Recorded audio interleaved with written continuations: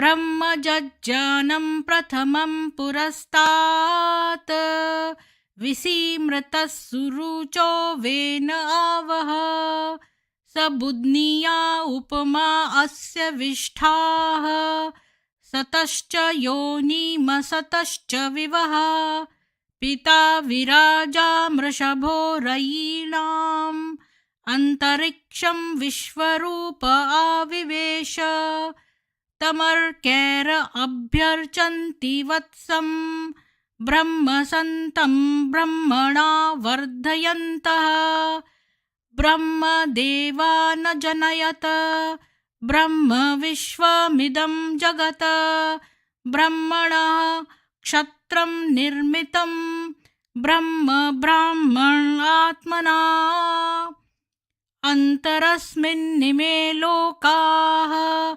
अन्तर्विश्वमिदं जगत् ब्रह्मैव भूतानां ज्येष्ठं तेन कोऽर्हति स्पर्धितुं ब्रह्मण देवास्त्रयस्त्रिगुंशत ब्रह्मनिन्द्र प्रजापति ब्रह्मन् हविश्वा भूतानि न विवान्तः समाहिता चतस्र आशा प्रचरन्त्वग्नयः इमं नो यज्जन्नयतु प्रजानन् घृतं पिन्वन्न जरगुं सुवीरं ब्रह्म समिद्भवत्याहुतीनाम् ओम शांति शांति शांति। सभी को सुप्रभात और जय श्री ब्रह्मा बाबा जो हमारे ब्रह्मा बाबा हैं। जय श्री ब्रह्मा जी। तो आप सभी लोगों को बहुत बहुत साधुवाद। जय शिवानी, जय भवानी, जय श्री राम। और मैं यहाँ पर एक इनविटेशन दे देती हूँ।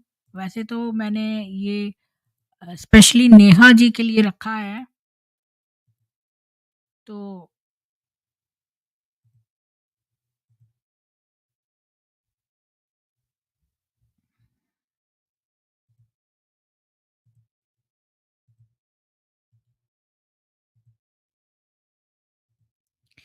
मैं एक लिंक दे देती हूँ। अगर कोई आना चाहता है, बीके वाले वो बातचीत करना चाहते हैं तो कर सकते हैं।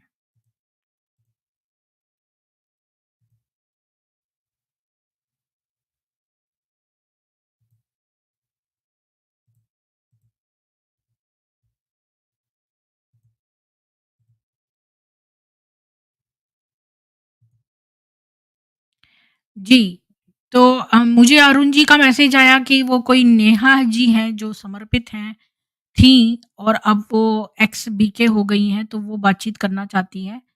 तो मैंने आज उनका जो है खाली इंट्रोडक्शन ले लेंगे और फिर उनसे डिटेल में बात करेंगे बाद में। तो मैंने जो है उनको लिंक भेज दिया है और साथ में यहाँ पर भी पिन कमेंट में डाल दिया है। तो यहाँ पर मैं फिर से रिपीट कर देती हूँ जो मैंने शायद अभी एक और खोला था, जो मैंने मुस्तफ़ा खान के साथ डिबेट करने के लिए एक स्ट्रीम खोली थी। तो उसमें मैंने बताया था कि कैसे ब्रह्म कुमारियाँ अपने जीते जी ही अपना श्राद्ध कर देती हैं। यानी कि वो जो रस्में होती हैं और लोगों को खिलाना और अपना जो भी रीति-रिवाज होते हैं, वो अपने जीते जी ही पूरे कर देती हैं।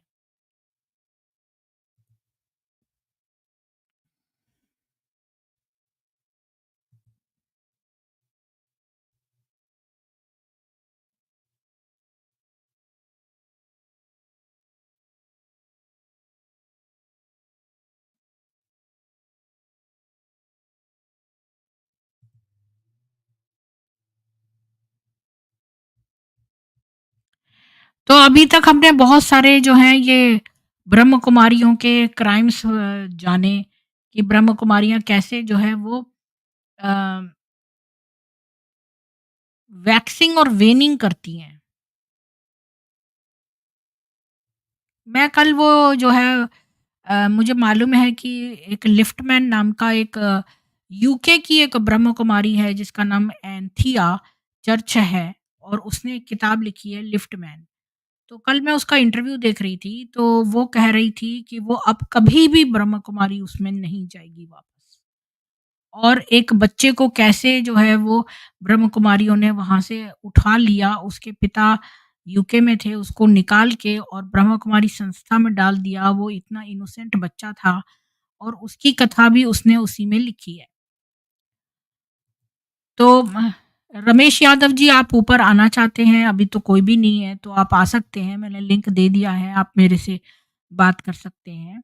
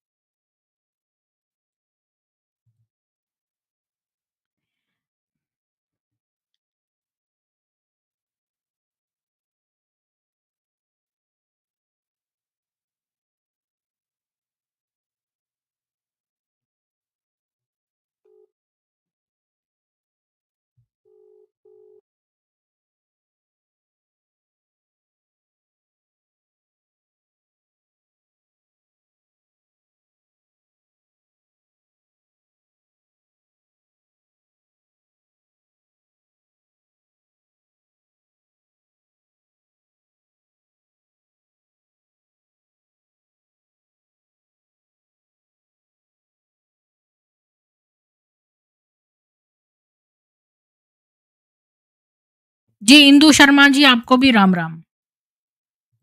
तो रमेश यादव जी, आप जो हैं मुझे लगता है आप एक अच्छे इंसान हैं और आप जो है ऊपर आके बातचीत क्यों नहीं करते हैं? आप मेरे से प्राइवेट में करना चाहते हैं तो मैं प्राइवेट में भी करने को तैयार हूँ। आप आके बातचीत करिए, हम तो आपको अच्छा समझते हैं क्योंकि आप जो हैं प्रभु के लालच में ही तो ब्रह्म कुमारी जॉइन करे हैं। तो जो लोग ब्रह्म कुमारी उसमें जाते हैं वो बेसिकली अच्छे ही होते हैं क्योंकि उनको प्रभु की तलाश होती है। तो आप आइए प्लीज़।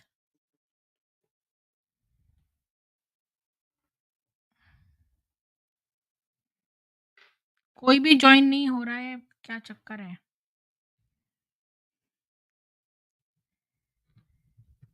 हम सभी देव आत्मा हैं। रमेश यादव जी, हम सभी देव आत्माएँ हैं, क्योंकि हमें प्रभु ने बनाया है, तो हम सभी देव आत्माएँ हैं, हम सब दिव्य आत्माएँ हैं। दिव्य आत्मा वो होती है जो दिव्य सोच रखती है, जो हर किसी को जो है अ, हर किसी के अंदर अपनी ही आत्मा को देखती है।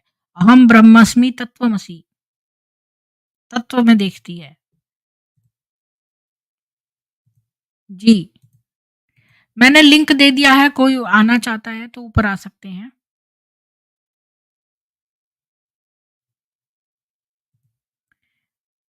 गीता तेरा ज्ञान अमृत, हम क्यों पढ़ें गीता तेरा ज्ञान अमृत? हम गीता ही क्यों ना पढ़ लें? गीता में ही इतना अच्छा दिया हुआ है कि हमें कोई और कुछ पढ़ने की जरूरत ही नहीं है। भगवत गीता पढ़ें।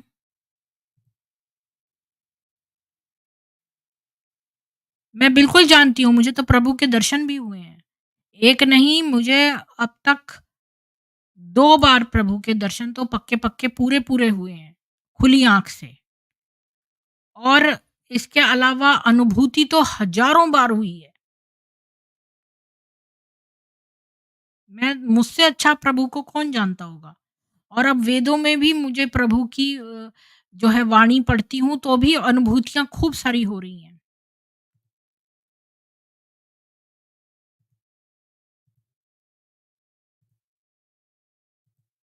बिल्कुल मनोज जी, हम सभी भगवान के बच्चे हैं, सभी दिव्य आत्माएँ हैं। जी,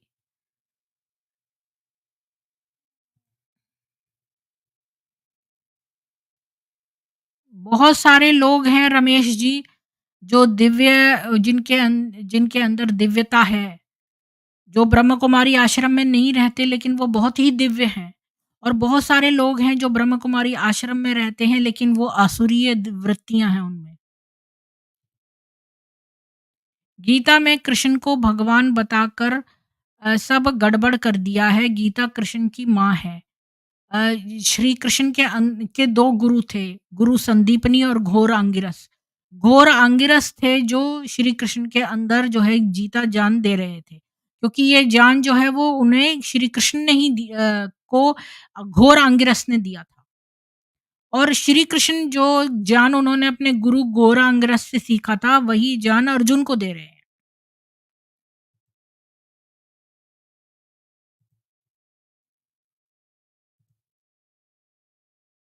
दुनिया में कोई भी कहीं भी जाता है, चाहे केदारनाथ, बद्रीनाथ, इस्कॉन, धार्मिक सत्संग, सबकी अपनी-अपनी बुद्धि है, सबका अपना स्वभाव, संस्कार है, सबका अपना चरित्र है, कोई अच्छे हैं, कोई बुरे। बिल्कुल सही आपने कहा ये बात।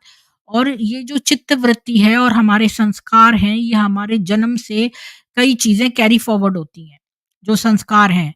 और जो चाहे वो सेंटर पे रहता हो या तुम्हारे ब्रह्म कुमारी सेंटर में रहता हो या वो केदारनाथ में रहता हो या वो झुग्गी-झोंपड़ी में रहता हो या वो कहीं भी नहीं रहकर एक पर्वत पे रहता हो, कहीं वो ऐसी किसी सिटी में रहता हो, कोई भी अच्छा और बुरा हो सकता है। ये उसके अपने संस्कारों पर डिपेंडेंट है।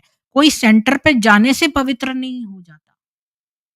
हाँ, ये बात ज़रूर है, अगर आप अच्छे लोगों का संग करेंगे तो अच्छे विचार आएँगे आप पे। यहाँ बैठकर आप कौन होते हैं किसी के बारे में बोलने वाले। मैं प्रीति होती हूँ और मैं अपनी रिसर्च पर बेस्ड और जो मैंने जो वेदवाणी पढ़ती हूँ, वो जो ईश्वर ने जो है ऋषियों को जो ज्ञान दिया वो वेदवाणी है। वेदवाणी से बड़ा कोई ज्ञान है नहीं इस दुनिया में। तो जो वेदवाणी है वो सीधे-सीधे प्रभु के हाथों दी हुई है, प्रभु के द्वारा दी गई है।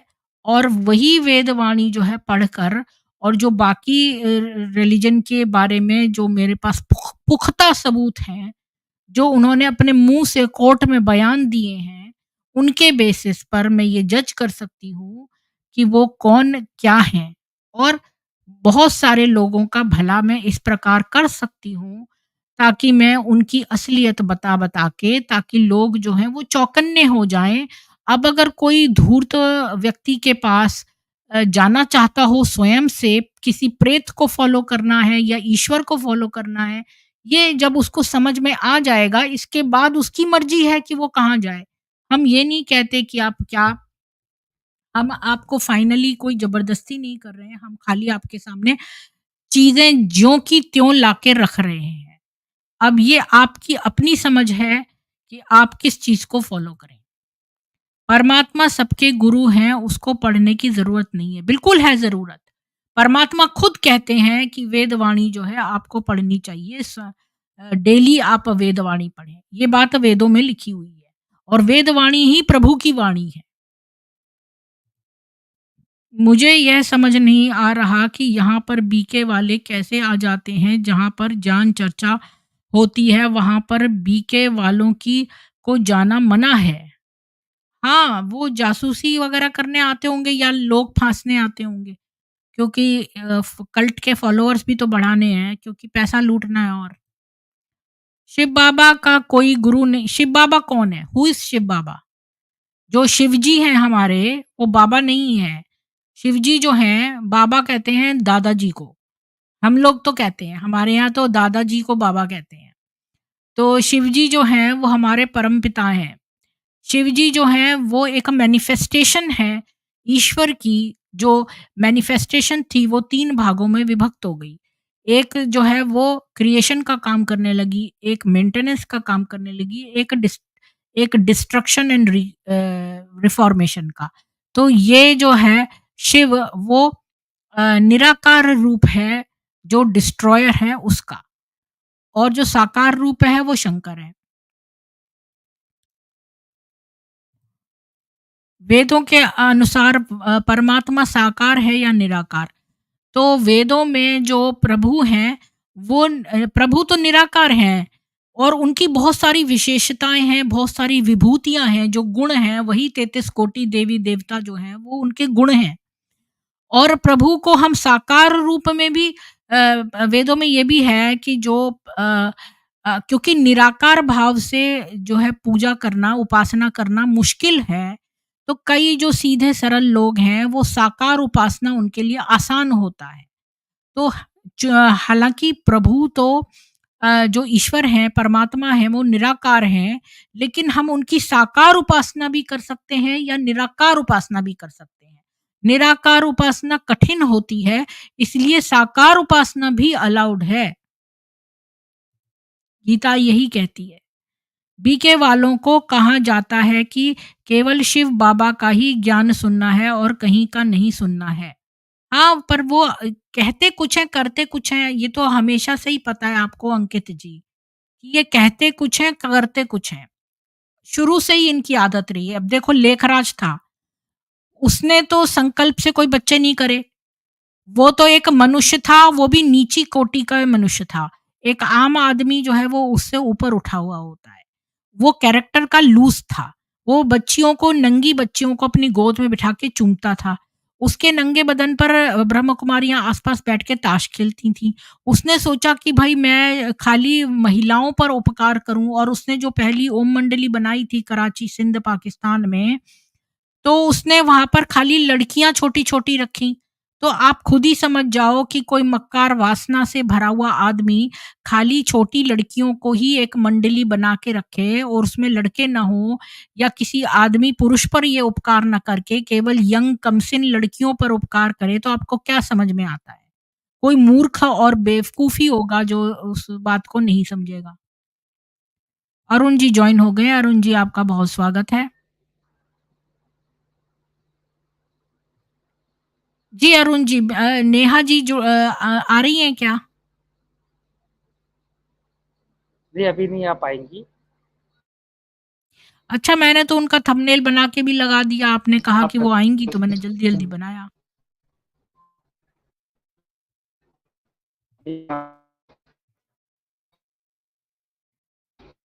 तो इसको अ, अगर अगर चाहें तो हम इसको स्ट्रीम में भी बदल सकते हैं कि गृहस्थियाँ कितनी उजाड़ी हैं, आपके पास ऐसा कोई डाटा है?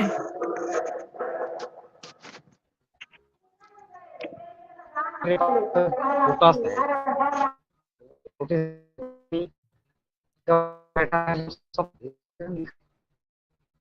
मेरी तकलीफ ये है आपकी कि आवाज़ सब कट-कट के नहीं आ बोल रही थी। सकता फिलहाल।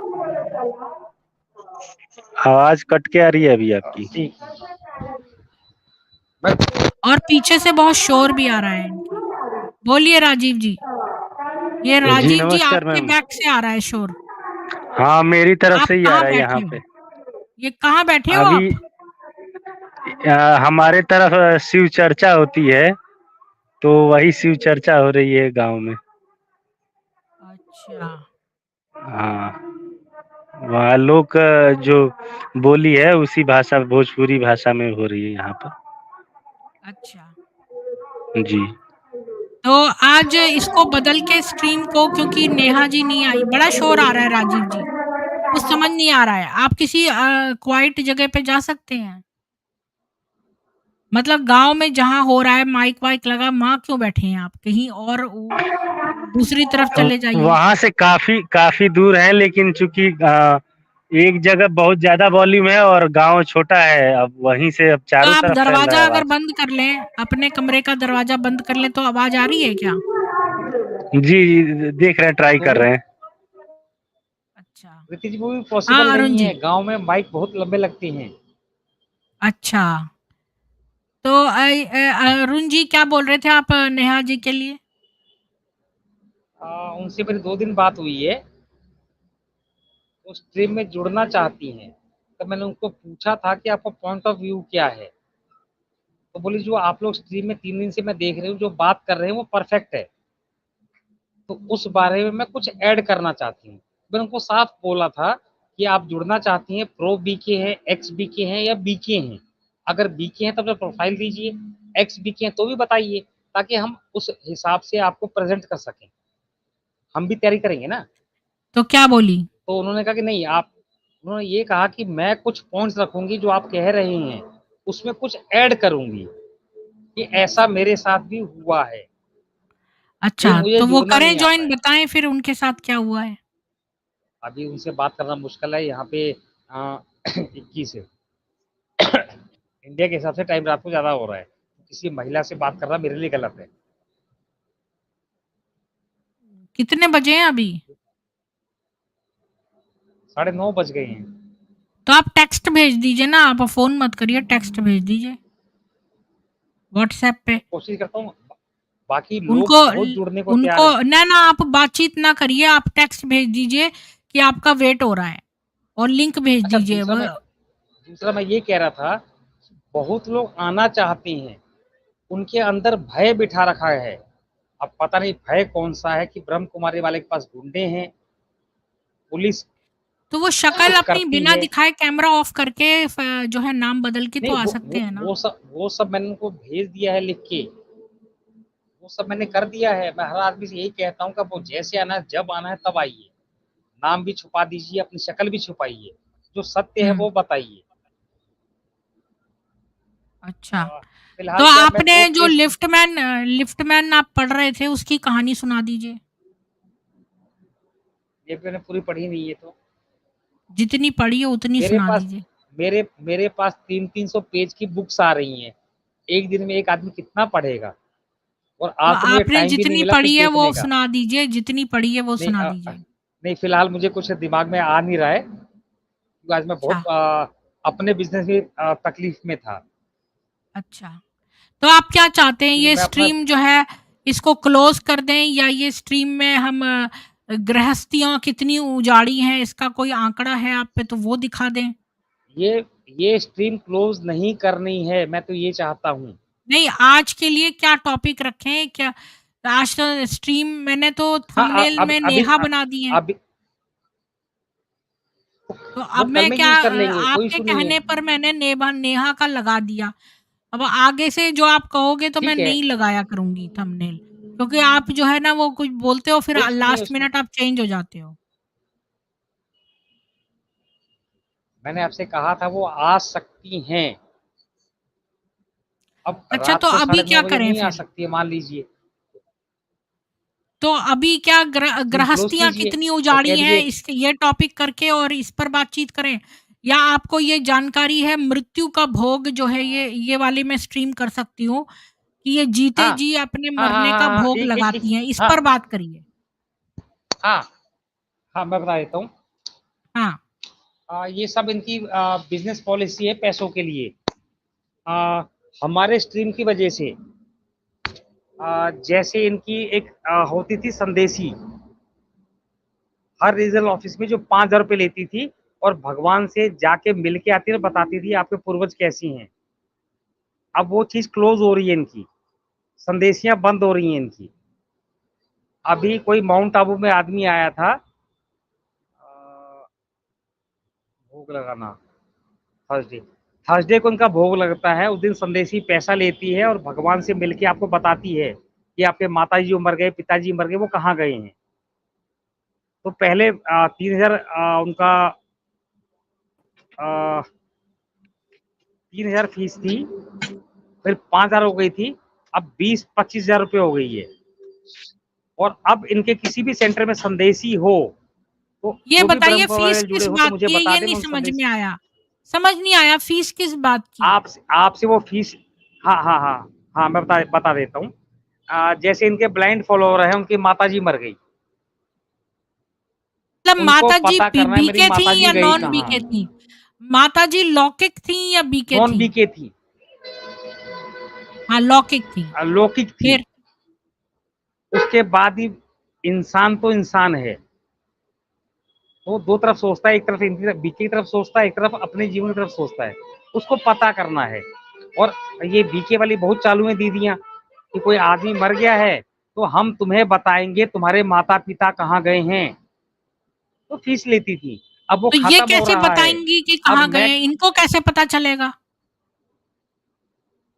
आपसे पैसा लेंगी, मैंने आपसे पैसा लिया, अपने कमरे में गया, आधे घंटे बाद आया और आधे घंटे बाद आया, मैंने आपको जो बताया आप मेरे पे ट्रस्ट करती हैं तो मुझे मान जाएँगी, जो मैंने कहा वो सच होगा। मरने के बाद कौन कहाँ गया है किसी को पता नहीं है। ट्रस्ट भी तो है ये। पैसा ये उसका पैसा ले लेंगी। अंधभक्ति का फायदा उठाना है। तो मतलब अब ये मैं कह कमरे रहा हूँ में गई बीके हैं में तो कौन ये मिल के आई हैं, इसका क्या सबूत है? सबूत नहीं चाहिए हमें। अब मैं खुला चैलेंज कर रहा हूँ बीके वालों से, संदेशी माउंट आबू में बैठी है, मेरी माँ कहाँ है मुझे बताए, मेरी बहन कहाँ है मुझे बताए।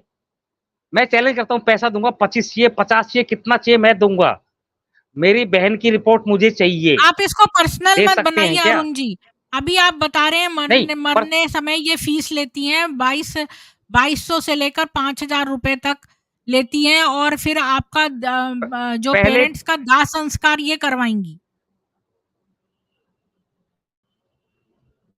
इनका सीधा सा कहना है कि इनके यहाँ कुछ महिलाएं हैं, 4-5 सेंटर में एक होती है संदेशी, उनका नाम है। संदेश लेके जाना और संदेश लेके आना। वो मेडिटेशन में जाती हैं, भगवान से मिलती हैं, कहाँ पे है। तो जी। ऐसा आके यहाँ झूठ बोल देती हैं। जो कल्ट माइंड अच्छा। कंट्रोल में आदमी उसको मान जाता है बेचारा। अभी एक आदमी जी। आया था नागपुर से, जिसकी हम्म। माँ मर गई थी। माउंट आबू आया था कि मेरी माँ कहाँ गई है पता दो। तो इन्होंने बोला तू फंड कितना देगा। उसने कुल मिला के बोला मैं 15,000 तक दे सकता हूँ। उसको मना कर दिया गया।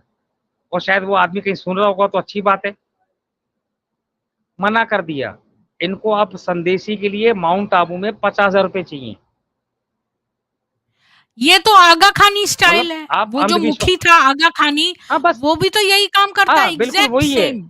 पैसा लेकर जो है वो आपके बिल्कुल। वो तो रिश्तेदार को भेजेगा जन्नत।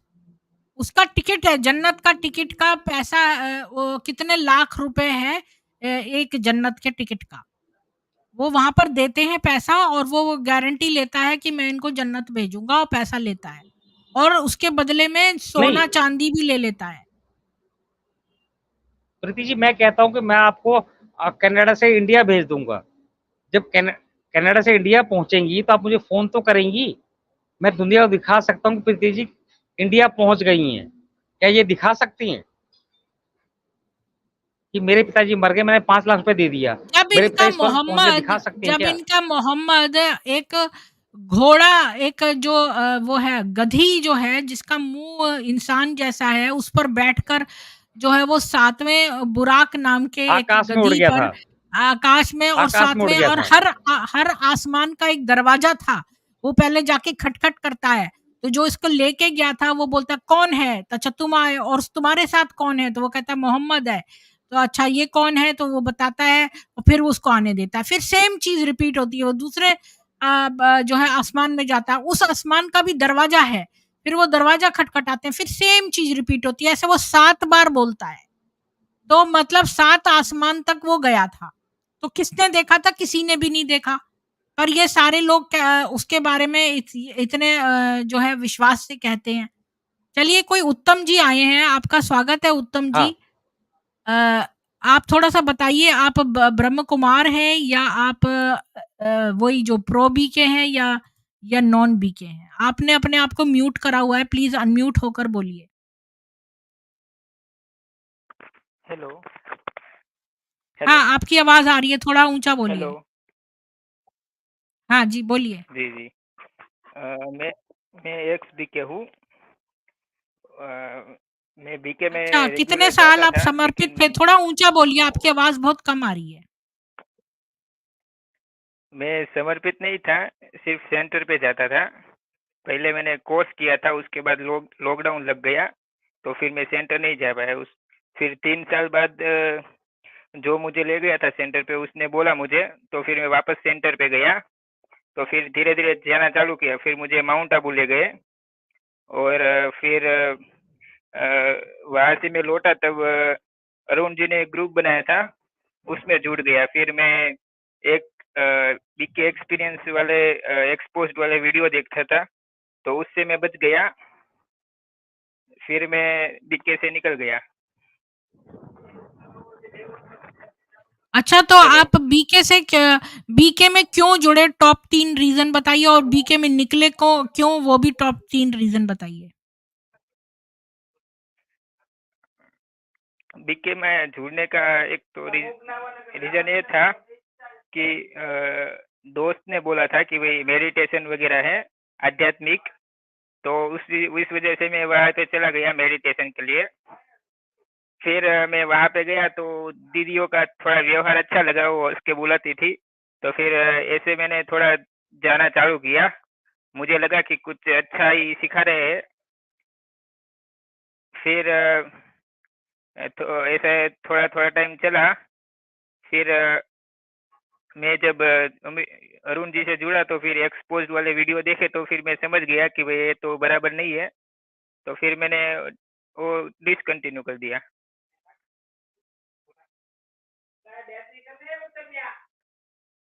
तो आपने डिसकंटिन्यू क्यों किया मुझे समझ नहीं आया। आपने अरुण जी की वजह से डिसकंटिन्यू किया या आपके दिमाग में कुछ और बात आई? वो पहले मुझे कुछ पता नहीं था, अच्छा-अच्छा लगा ऊपर से इसलिए मैं जाता था, लेकिन फिर मुझे अंदर की सच्चाई सब पता चली, फिर मैंने छोड़ दिया। क्या फिर मुझे क्या लगा कि सच्चाई भई पता यहाँ तो चली जाके ऐसी जो आपने छोड़ा? वो सच्चाई बताइए, 3 ऐसी सच्चाइयाँ बताइए जो आपने इस वजह से छोड़ा।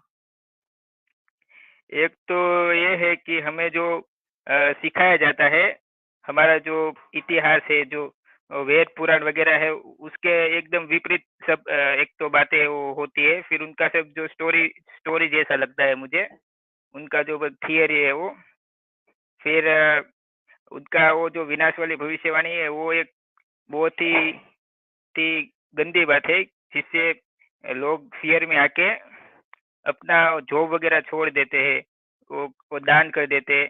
वो एक सही नहीं लगा। फिर मुझे पहले से ही ऐसा था कि भाई किसी के शरीर में भगवान आए, फिर ज्ञान सुनाए, उसमें मुझे कुछ स्टोरी जैसा लगता था, कुछ मतलब हकीकत जैसा कुछ लगता ही नहीं था पहले से। मतलब आपको इनके विनाश की बात जो है वो सही नहीं लगी, एक ये बात। दूसरी बात? दूसरी बात तो इनका जो वर्ल्ड ड्रामा है 5 साल का, वो हुँ, अच्छा नहीं लगा। हुँ, फिर जैसे-जैसे मैं सर्च करता गया, वैसे-वैसे मुझे इनका सब वेबसाइट भी मिले कुछ, जहाँ से हुँ, इनका वो सब पता चला, हुँ, एक्सपीरियंस वगैरह। तो फिर मैं समझ गया कि भई इसमें जाने जैसा नहीं है, हुँ। इससे दूर रहना अच्छा है। जी, तो बहुत अच्छा हुआ। तो आपने कितने साल बर्बाद किए अपने ब्रह्म कुमारी आश्रम में? हाँ, वैसे तो क्या है कि मैंने जैसे ही कोर्स किया फिर 3 साल लॉकडाउन हो गया तो मैं घर पे ही था। तो अच्छा। वैसे तो देखिए ना तो 6 महीने होंगे उसमें मैंने थोड़ा-थोड़ा फ़ॉलो किया। हुँ,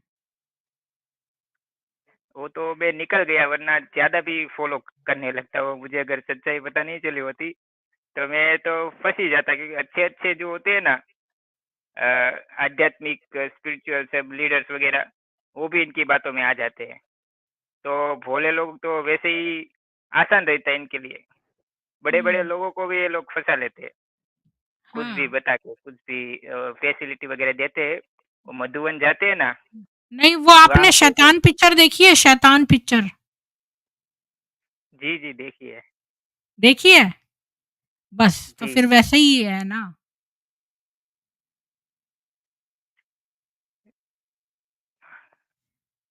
जी। जी, आप दूसरा कुछ क्वेश्चन कर सकते हैं। हाँ, हाँ, बोलिए।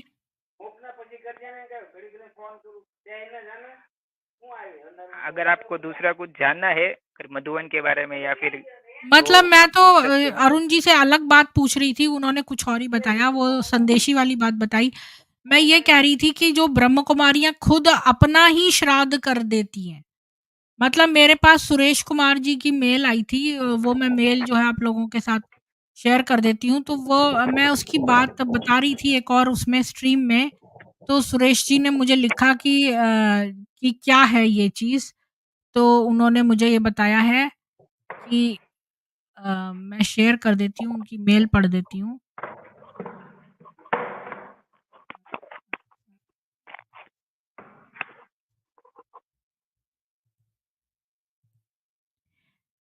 वो कह रहे हैं कि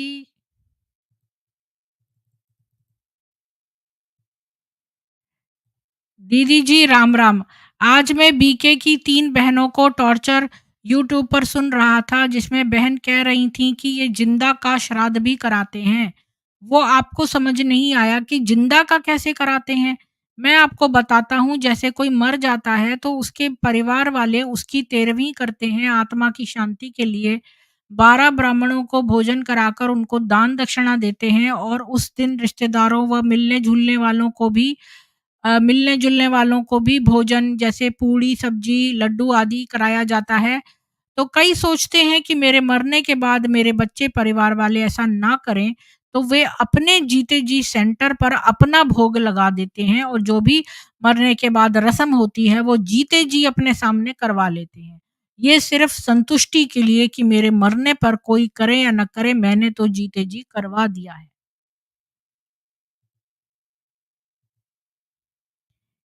तो ये वाली बात। तो दूसरा एक मैं बताना चाहता हूँ। जी, जो बोलिए।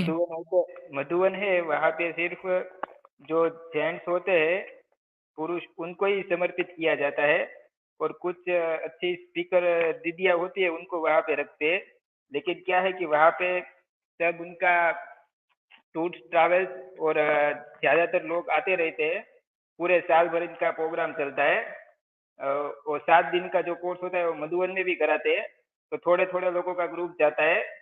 फिर यहाँ पे अगस्त से लेके मार्च तक अगस्त से लेके भट्टिया का प्रोग्राम चलता है। फिर मार्च से लेके दिसंबर वगैरह तक बाबा मिलन चलता है। तो ऐसे पूरा साल इनका चलता ही रहता है। बीच में वो सब पॉलिटिक्स को इनवाइट करते हैं, सब सीएम फिर वो एमएलए उनको इनवाइट करते हैं, गवर्नर वगैरह को। तो ऐसे इनका सब मार्केटिंग चलता रहता है। और जो मधुवन है वहाँ पे लास्ट टाइम मैं जब गया तो मैंने एक चीज नोटिस किया कि जो बड़े-बड़े समर्पित जो होते हैं वो भी जो सेवा के लिए आते हैं उनको डराते हैं कि बताओ ब्रह्मा के कितने साल है। तो हमारे भी शास्त्र पुराण में आते हैं जैसे 100 साल। तो बताते हैं कि 2036 से लेके अभी 1936 से लेके अभी 2036 तक कितने साल बचे। तो हम बोलते हैं कि भी कुछ ही साल बचे। तो वो फिर बोलते हैं कि भाई पढ़ाई का जॉब का वगैरह का क्या वगैरह का तो कुछ अर्थ ही नहीं है। तो तुम यहाँ पे सेवा करो, रेगुलर आते रहो, हर साल सेवा करो, ज्यादा ज्यादा टाइम भी रुक जाओ। कुछ लोग जो जो होते हैं ना बीके फॉलोअर्स, जो छोटी छोटी उम्र के युवा होते हैं वो भी इसमें फंस जाते हैं और वो मैंने देखा कि वो भी सेवा में लगे रहते हैं। जबकि उनको अपना करियर बनाना चाहिए, फिर वो जॉब करना चाहिए। लेकिन इनकी ये जो फिलोसॉफी है ना उसकी वजह से बहुत यंग लोगों को भी मैंने देखा। और क्या है कि यंग होते हैं तब तक वो काम पे रखते हैं, वहाँ पे सेवा लेते हैं, फिर उसके बाद तो उनका कुछ फ्यूचर वहाँ पे नहीं बचता है। और वहाँ पे सब रहने की, खाने पीने की सब डोनेशन जो आता है उससे सुविधा है। तो लोग ज़्यादा अट्रैक्ट होते हैं और हर साल इनका प्रोग्राम होता ही है। तो जो फॉलोअर्स है वो हर साल प्लानिंग करते ही है वहाँ पे जाने का। वहाँ पे जाते हैं, घूमते हैं, थोड़ा-थोड़ा वो इनका जो प्रोग्राम होता है उसमें होते हैं। तो हर साल जैसे ट्रिप जैसे घूमने जाते हैं ना वैसा हर साल सब फॉलोअर्स वहाँ पे जाते हैं। और इनके जो बड़े-बड़े जो है वहाँ पे मैंने देखा कि उनका जो समर्पित जो रहते हैं वरिष्ठ भाई जो यज्ञ से स्टार्टिंग से जुड़े हुए हैं, जिनकी जिम्मेदारी इंचार्ज की होती है। जैसे सेंटर पे जो मेन दीदी होती है उनको इंचार्ज बोलते हैं, वैसे यहाँ पे मधुबन में अलग अलग डिपार्टमेंट है। उसमें जो होती है ना उसमें जो भाई होते हैं उनको इंचार्ज बोलते हैं, जो पुराने होते हैं, सीनियर होते हैं। और वो तो एक तो डरा के वो वहाँ पे सेवा लेते हैं। फिर उनका वीआईपी भोजन होता है वो अलग से होता है। और एक बार मैंने देखा कि कुछ प्रोग्राम था ना तो जो मेन किचन हॉल है वहाँ पे फर्स्ट फ्लोर पे वहाँ पे कुछ प्रोग्राम था तो उनका था भोजन का। तो सब वो गोल्ड कलर का और सिल्वर कलर का मेन जो होते हैं वो लगाते हैं बेच। तो मैंने देखा कि लोग टूट पड़ रहे, वो वीआईपी भोजन था ना अच्छा। तो मतलब किसी की बारी नहीं आ रही, वो भोजन परोसने वाला है उसके पहले तो सब टूट पड़े। मैं देखा कि ये सब क्या है, ये लोग क्या मतलब इनको कुछ मिलेगा नहीं, ऐसे टूट टूट रहे। और कुछ लोग तो ऐसे वो भोजन वो है वो भर के जा रहे ठेले में, फिर वो अपने वो जो रहता है उसमें। तो मैंने सोचा कि ये लोग तो मतलब दिखाते अच्छा थे, लेकिन ये बड़े-बड़े जो है वो भी कैसे मतलब इनको कुछ मैनर्स भी नहीं है। तो वो मुझे एक बैड एक्सपीरियंस हुआ वहाँ पे जाने के बाद। और आप दूसरा कुछ भी पूछ सकते हैं मधु इनके बारे में। मतलब आप ये कह रहे हैं जैसे शेयर शेयर पार्टी होती थी तो मैं देखती थी जैसे शेयर के लोगों की वो होती तो लोग टूटे पड़ते हैं। कई लोग अपने पर्स ले जाते हैं उसमें पकोड़े भर लेते हैं पनीर के ये वो। तो मैं जब वहाँ पर देखती थी तो मैंने होटल में एक वो करा था कोर्स तो मुझे मेरा बॉस कह रहा था अभी यहाँ पर शेयर पार्टी होने वाली है तुम सब लड़कियाँ यहाँ से हट जाओ वरना ये लोग तो टूट पड़ते हैं और ये देखते नहीं है। तो खाने पर वैसे इतने सारे लोग टूटे पड़े थे बड़ी शर्म लगी देख के। तो जी, आप जी। ये कह रहे हैं कि मतलब ब्रह्म वैसे ही कुमारियाँ मैंने भी ये देखा कि ये जो हाँ, ये लोग भी बड़े-बड़े टूट पड़ रहे समर्पित हैं। भाई है, वो भी ऐसा कर रहे हैं, तो मतलब इन लोगों को खाने-पीने की ज़्यादा चिंता है और लोगों से फ्री में सेवा लेने का और बस वो अच्छा फ्री में देखने लोगों से देखने सेवा लेते हैं उसका का पैसा नहीं देते ये लोग। वो है, उसमें ही ज़्यादा इनका इंटरेस्ट है। तो जो सेवा लेते हैं उनका जी, अरुण पैसा जी नहीं कुछ देते? पूछना जैसे चाह रहे हैं किसी आपसे। ऐसे इलेक्ट्रिशियन से काम करवाया, प्लम्बर से काम करवाया तो उसको पैसा नहीं देते? नहीं देते उसको जो है वो अरुण जी इशारे से कह रहे हैं। बोलिए अरुण जी। खाने-पीने के मामले में अमृतसर में गुरुद्वारा है, उससे बेहतर क्या माउंट आबू या कोई भी धार्मिक स्थल हो अच्छा नहीं है। अमृतसर के गुरुद्वारे में सब निष्पक्ष है। हाँ, उनके कायदे कानून है उसमें चलना पड़ेगा 15 मिनट के लिए। बाकी खाने का पैसा कोई चार्ज नहीं होता है, वहाँ आने का कोई सुविधा नहीं है। तो माउंट आबू आने के लिए पैसा लेते हैं। तो मुझे लगता है कि स्वर्ण मंदिर अपना अच्छा है। और फिर ये दिखाते हैं कि हमारे यहाँ पे खाना कैसे बनता है। ब्रह्म कुमारी वाले वीडियो रिलीज करती हैं, रोटियां ऐसे बन रही हैं, ऐसे बन रही हैं। अरे तुम्हारी बन रही है तुम्हारे बीके वालों के लिए। अमृतसर जाकर देखो, वहां कोई बीके के लिए नहीं बन रही है। जो आएगा वो लंगर खाएगा और जाएगा। तुम बेहतर हो या अमृतसर बेहतर है? ये तो कल से मैं भी सारी वीडियो बनाऊंगा कि ये है ब्रह्म कुमारी और ये है गुरुद्वारा या ये है मंदिर। पूछूंगा इनसे सवाल, इनको जवाब देना पड़ेगा। ब्रह्म कुमारी में माउंट आबू में सिर्फ ब्रह्म कुमारी को खाना खिलाया जाता है। दुनिया जैसे आप चली गई, आपको नहीं खिलाएंगे, आपको वहां रखेंगे भी नहीं। पैसा तुम दुनिया से लोगे, मैं वो साइट भी दूंगा आपको मतलब जहां ये जहां कि मैं बीके जाऊँ शिवानी तो या मेरे ब्रह्म। को नहीं खाना आपका कहने का ये मतलब है नहीं मैं नहीं, माउंट आबू घूमने जाऊँ हाँ तो मुझे नहीं, नहीं मिलेगा खाना? नहीं मिलेगा, एंट्री नहीं मिलेगी अंदर जाने की। अंदर जाने के लिए 15,000 रुपए देने पड़ेंगे आपको। हैं? मैं तो सोच रही थी फ्री हाँ, है। नहीं, वो 15,000 आप दे के अगर नॉन इनका बीके हैं अंदर, खाना क्यों खाऊंगी मैं? 15,000 तो मैं 5 सितारा होटल में खा सकती हूँ। कुछ बेवकूफ फंस जाते हैं। जैसे हम मच्छी पकड़ते फिशिंग करते हैं, कांटे डालते हैं, कोई मच्छी फंसती है ना, वैसे ये लोग फंसाते हैं माउंट आबू में। वहां पार्क बना हुआ है जो इनका नहीं है, जंगलात का है, उस पर कब्जा कर रखा है। वहां 70 साल के बुढ़े जो आता है पार्क घूमने के लिए, उससे अपनी बातें करती हैं। आओ बाबा आए हैं, बाबा आए हैं। आप कितना भी कह लो उस बुढ़े को, तू पागल है, बगल हट, जैसे बात नहीं करनी है, फिर भी पीछे पीछे घूमेगा। ऐसा कर रखा है। एक 70 साल का बुढ़ा आपके पीछे पीछे घूमेगा, बेटी मेरी बात सुन ले, बाबा आए हैं, आप बोल रहे चल बुढ़े हट, उसके बाद भी वो बुरा नहीं मानेगा, आपके पीछे घूमेगा। ऐसा कर रखा है उन्होंने पार्कों में। वहां पे वो पार्क की वीडियो बना के मैं सब दूंगा, मैं इनके एक एक पोल खोल के दूंगा।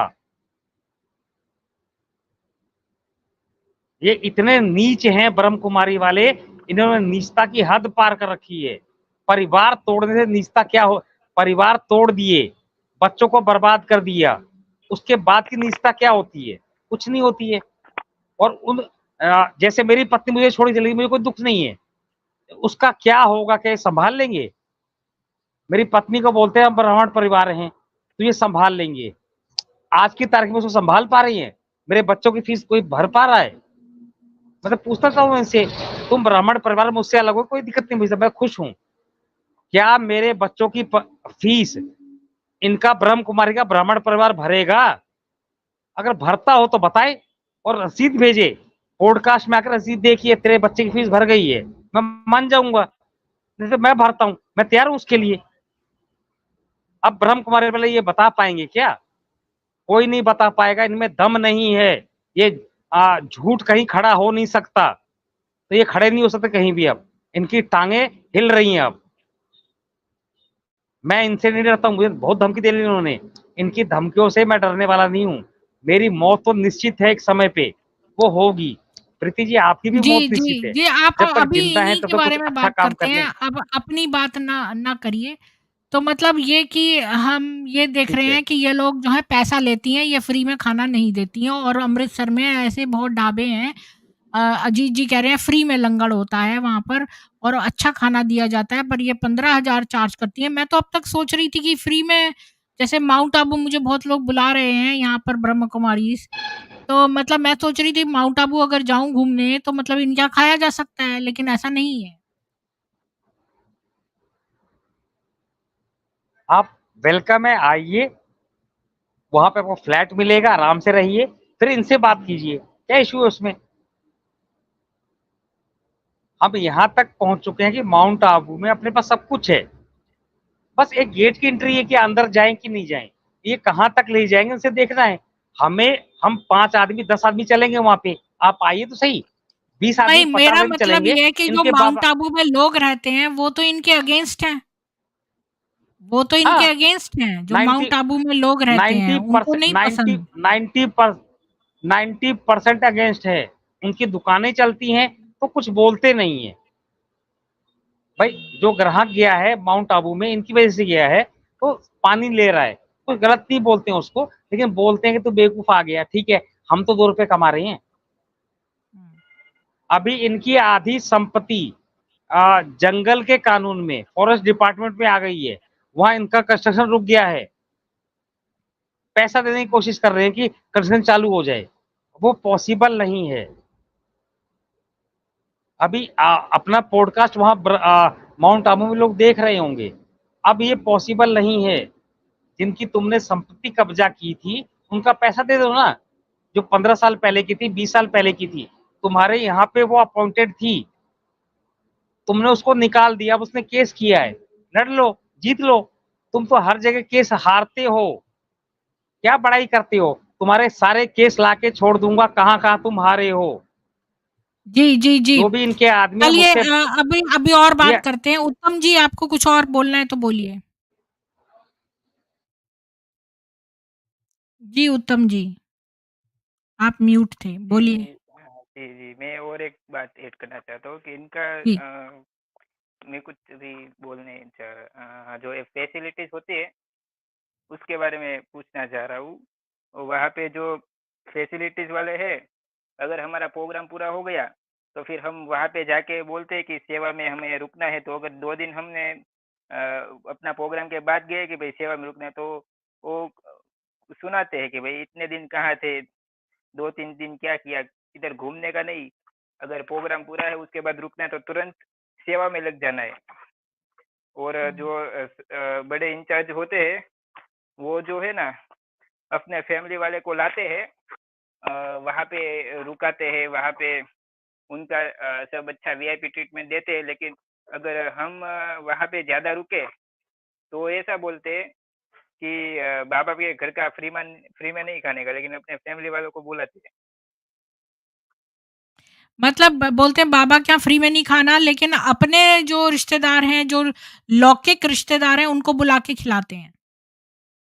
हाँ, हाँ, उनकी फुल वो फैसिलिटी का यूज़ कराते हैं, लेकिन हुँ, दूसरों को मना करते हैं, जो वीके होते हैं उनको भी, कि आप हुँ।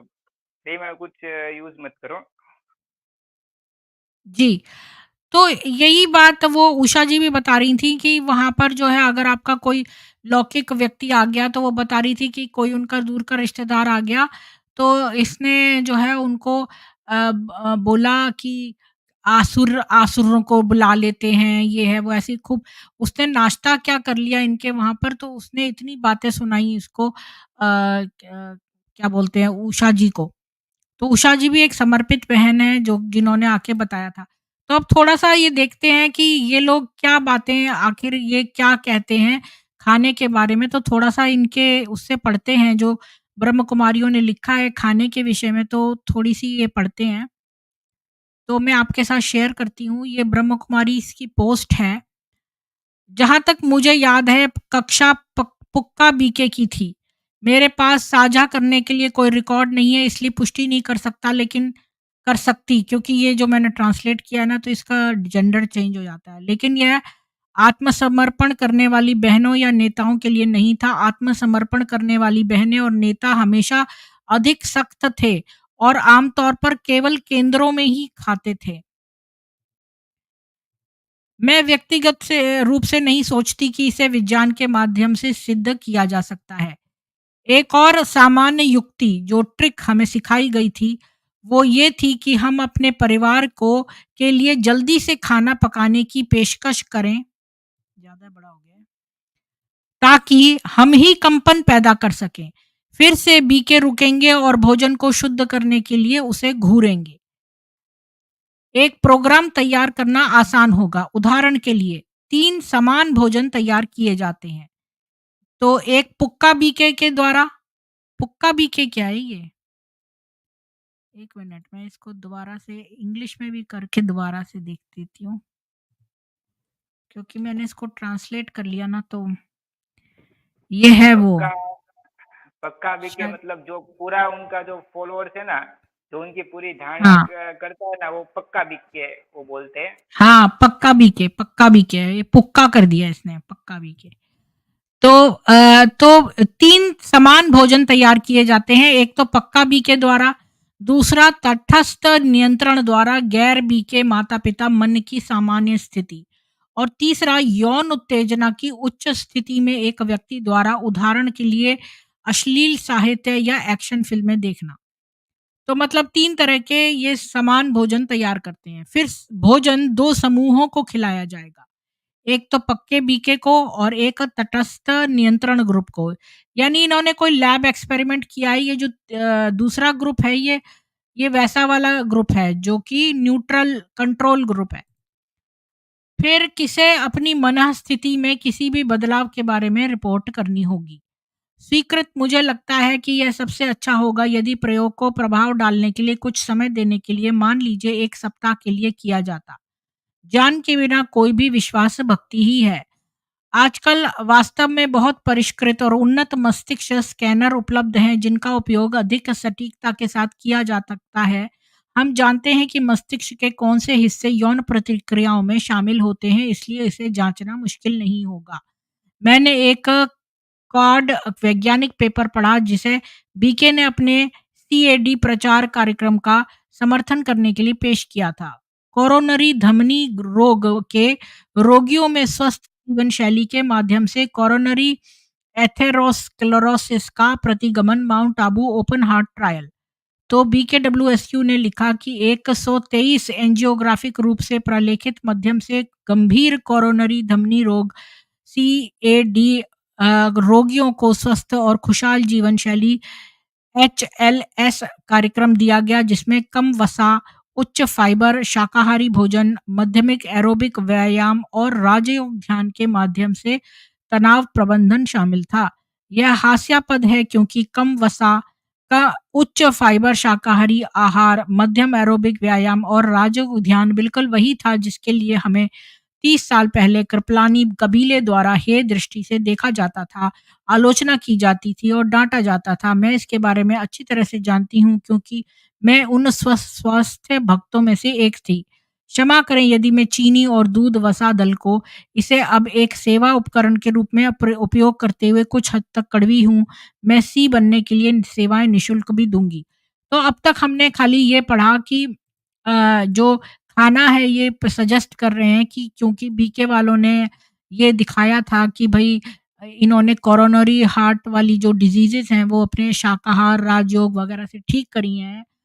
तो इसने कहा कि ऐसा 3 तरह के खाने बनवाओ, एक तो सात्विक उससे और एक कंट्रोल ग्रुप होगा और एक यौन वाला, और उनकी प्रतिक्रिया 1 हफ्ते तक उनको सेम खाना ऐसे लोगों द्वारा बनवा-बनवा के दिया जाए, फिर प्रतिक्रिया देखी जाए। तो लेखराज तो पहले जो हिंदू समाज था उसकी बुराई करता था, क्योंकि इस हिंदू समाज जो था, जो वेद पढ़ते हैं, वो सात्विक भोजन करते थे, वो लहसुन प्याज नहीं खाते थे और वो शाकाहारी भोजन करते थे, तो उनकी वो बुराई करता था। फिर बाद में वही चीज़ वो खुद कर रहा है। ख़ैर, आगे चलते हैं। टोटोलॉजिकली चैलेंज्ड डाउ ने लिखा मेरे, चलो मैं इतना सारा अ, क्या पढ़ती हूँ, यहाँ पढ़ती हूँ। मुझे लगता है इससे फ़र्क पड़ता है कि भोजन कैसे उगाया और चुना गया है, ये भी नहीं मुझे पढ़ना। आगे पढ़ते हैं। खास मुद्दे। निष्कर्ष अनिर्णीत है, क्योंकि मैं उन बीके के बारे में जानता हूँ जो अपने परिवारों के साथ रहते थे, फिर भी अपना भोजन स्वयं पकाते, तैयार करते और पेश करते थे जैसा कि उन्हें निर्देश दिया गया था। मुझे पता है, क्योंकि मैं उनमें से एक थी। मैं मुरली आदि में जो लिखा है उसे बीके की परिभाषा के रूप में स्वीकार करना पसंद करती हूँ, बजाय इसके कि लोग इसकी व्याख्या या संशोधन कैसे करते हैं, खासकर जब मानकों को कम करने की बात आती है। भारत में क्या होता है जब एक पति बीके बन जाता है और उसकी पत्नी नहीं बनती? मुझे ये कहते हुए खेद है, लेकिन यहाँ आपके ट्रैक रिकॉर्ड के साथ कुछ सबूत देखे बिना, उदाहरण के लिए यह स्पष्ट रूप से और आधिकारिक तौर पर कहीं लिखा हुआ है, मैं आप पर विश्वास नहीं करूँगी और ये नहीं मानूँगी कि आप केवल कहानी का हिस्सा बन रहे हैं। उदाहरण के लिए, बीके किसी विशेष अवसर पर और लौकिकों को शांत करने या नाराज़ न करने के लिए अपना भोजन खा सकते हैं, लेकिन यह आम तौर पर थोड़ी असुविधा और बहुत अधिक भोजन देने के साथ किया जाएगा, कि यह कोई आम जगह हर दिन होने वाली घटना नहीं होगी। हाँ, वास्तविक प्रयासकर्ता, केंद्र प्रभारी आदि नियमों का पालन करते हैं, जैसे कि पीपी कहते हैं। मतलब ये कह रही है, अगर जो लोग घर में रहते हैं और जिसका हस्बैंड बीके में है और वाइफ नहीं है, तो ये वो लोग नहीं मानते इस बात को। जो जो केंद्र सेंटर पे रहते हैं वो मानते हैं। ऐसा करने से युग की शुरुआत ठीक हो जाती है और कहानियों में बताया जाता है कि शुरुआती बीके को कैसे कष्ट सहना पड़ता है और उन्हें प्रयास करना पड़ता है। मैं कहूँगा कि शायद यह पश्चिम में बड़ा है, जहाँ अधिकांश गैर बीके परिवार मांस खाने वाले हैं।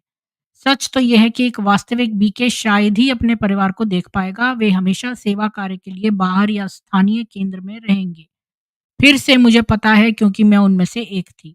एक चीज़ जो मैंने कभी नहीं देखी या जानती, वह ये है जब शीर्ष वरिष्ठों को किसी औपचारिक कार्यक्रम या अवसर पर बुलाया जाता है, तो वे क्या करते हैं? क्या वे कांटे के साथ सलाद के साथ खेलते हैं या फिर सिर्फ फल खाते हैं? वरिष्ठ नागरिकों को, जैसा कि आप उन्हें कहते हैं, बीके भीड़ से कुछ विशेष भोजन खिलाया जाता था या दिया जाता था। यानी यहाँ पर इसने एक क्वेश्चन उठाया है कि जो सीनियर सिटीजन्स हैं, तो वो सलाद क्या अपने काँटे से खाते हैं, जैसा कि यहाँ विदेशों में होता है? आगे देखते हैं क्या-क्या लिखा है इसमें। अ, वे जहाँ भी जाते हैं भोजन की योजना बनाते हैं और फ़िल्मी सितारों की तरह लोगों को उनकी ज़रूरतों के बारे में सलाह देते हैं। यानी इनका खाने पे इतना ध्यान है, जहाँ भी जाते हैं लोगों को बताते हैं हम ये खाएँगे। मैंने देखा है कि वरिष्ठ लोग आतिथ्य के पारंपरिक तरीके से आम बीके द्वारा भोजन की पेशकश करते हैं और वे इसे अस्वीकार कर देते हैं।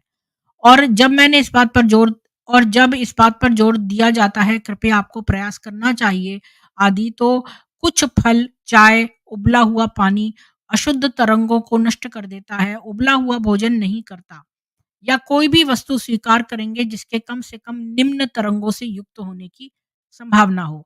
आशा है अब आप और भी अधिक स्पष्ट कर लेंगे। हो सकता है आपको वह किस्सा याद आ गया हो जिसे मैंने मंच पर कहीं और साझा किया था, जहाँ पुरुष केंद्र प्रभारी, जिससे मैंने ये सीधे तौर पर सुना था, थोड़ी देर के लिए एक अधिक वरिष्ठ बहन की मेजबानी कर रहा था। उन्होंने केंद्र को तैयार करने, अच्छी सामग्री खरीदने, बाबा की याद में भोजन तैयार करने, भोग लगाने और दोपहर के भोजन के समय उनके आगमन के लिए सही समय पर तैयार करने में बहुत परेशानी उठाई। आगमन पर उसने मूल रूप से उसे अपने ही आवास से बाहर निकाल दिया और खाना अपने साथ ले जाने को कहा।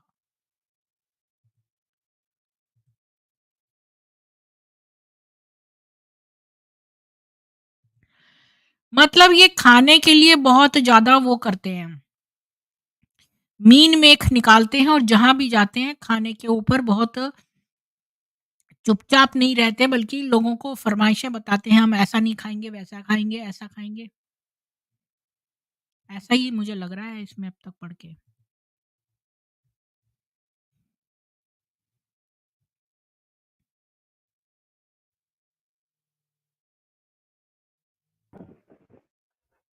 और मैं एक चीज ऐड करना चाहता हूँ कि बीके में सब तो मैं समझ गया था, उनका जो फिलोसॉफी है, फिर उनका जो भी है वो तो समझ गया, लेकिन मुझे एक डाउट रहता था कि ये जो संदेशिया वगैरह होती है वो ट्रांस में जाती है, फिर वो मुझे समझना था।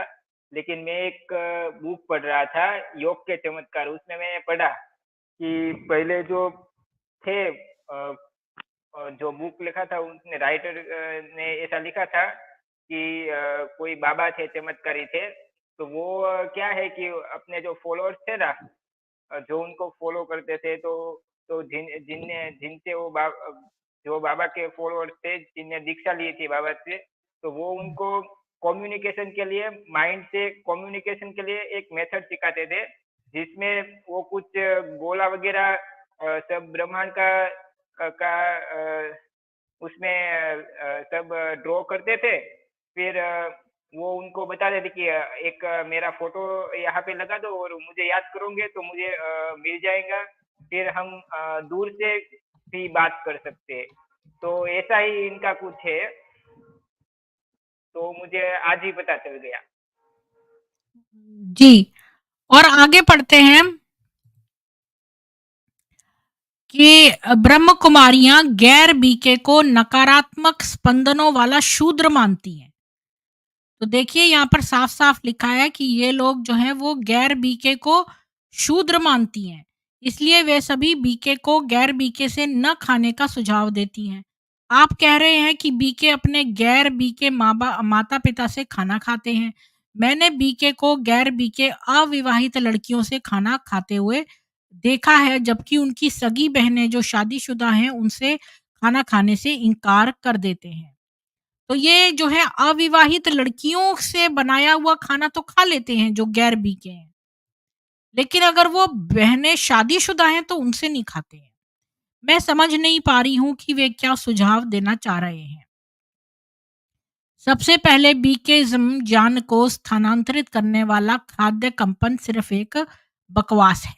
यदि बीके द्वारा तैयार किया गया भोजन सकारात्मक कंपन के साथ है, यानी उसमें पॉजिटिव वाइब्स आ रही हैं और ये कहा जाता है कि ये खाने वाले व्यक्ति तक पहुंच जाता है, तो क्या आप मुझे जवाब दे सकते हैं कि बीके केंद्र में रहने वाले एक बीके भाई और बीके बहन ने बीके का खाना खाने से अपने साथ रहने वाली एक अन्य बहन बीके बहन की हत्या क्यों कर दी?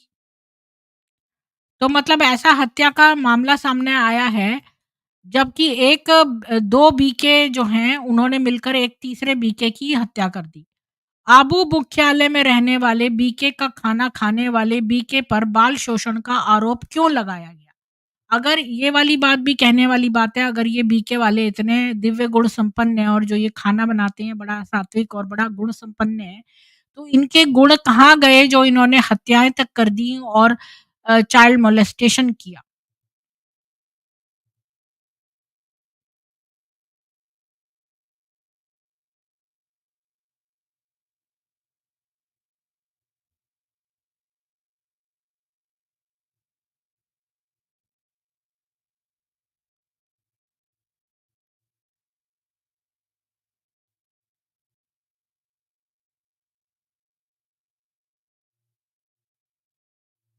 एक बीके ने इसके बारे में जवाब भी दिया और कहा है कि मैं इसको बचाव नहीं करूँगा, और उसने एक और भी बात कही है, वो भी पढ़ लेते हैं। ये कही है कि आप एपीजे यहाँ पर से पढ़ते हैं, आधिक आधमिक आध्यात्मिकता की यात्रा बिल्कुल सही है, लेकिन ब्रह्म कुमारी जो इस यात्रा के लिए एकमात्र वास्तविक ट्रैवलिंग एजेंट होने का दावा करते हैं, धोखेबाजी और धोखेबाज हैं, और उनकी एजेंसी अपने किसी भी यात्री को सही नियति तक नहीं ले जा रही है। ब्रह्म कुमारी इसका मुख्य उद्देश्य अपने अनुयायियों को भोजन के मुद्दे पर उनके परिवार से अलग करना और फिर उनका शिकार करना है। ये बहुत अजीब बात है। आप एपीजे अब्दुल कलाम की अबू मुख्यालय की यात्रा के बारे में जानते हैं और आपने उनके भाषण और उनके विचारों का सारा विवरण दिया था, लेकिन आप अब ब्रह्म कुमारी इसके खिलाफ सिर्फ 2 मामलों के बारे में नहीं जानते हैं, जिनमें से एक प्रमुख समाचार पत्रों में प्रकाशित हुआ और आगरा के उस मामले में बीके भाई और बीके बहन को जेल भी भेजा गया। लेकिन वैसे भी आप केवल बीके की सकारात्मक खबरों में रुचि रखते हैं, इसलिए आपको इसे गूगल पर खोजने की आवश्यकता नहीं है।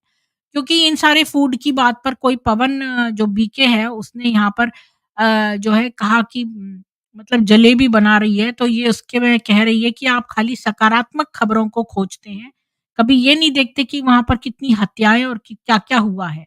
आप सबूत की बात कर रहे हैं। सिस्टर शिवानी से जब अपने एक इंटरव्यू में बाल शोषण के बारे में पूछा गया, तो उन्होंने इसे स्वीकार भी किया, यानी बाल शोषण होता है वहाँ पर, और शिवानी ने इस बात को कबूला था। और अपने बचाव करने वाले बीके को लेते हुए आपके पास बीके का बचाव करने या बचाव न करने के सभी अधिकार हैं। हालाँकि ब्रह्म कुमारी इसका बचाव करने वाले किसी भी व्यक्ति के पास किसी भी देश के शैक्षिक बोर्ड से संबद्ध ब्रह्म कुमारी विश्वविद्यालय से मास्टर इन युक्ति की डिग्री होनी चाहिए। यानी ये लोग जो जलेबी बनाते हैं उसको ये लोग युक्ति युक्त कहते हैं। तो जिसने युक्ति युक्त यानी जलेबियों में मास्टरी कर ली है, वो जो है अपना वो जो है इन सबको हैंडल कर सकता है, ये सारे केसेस को।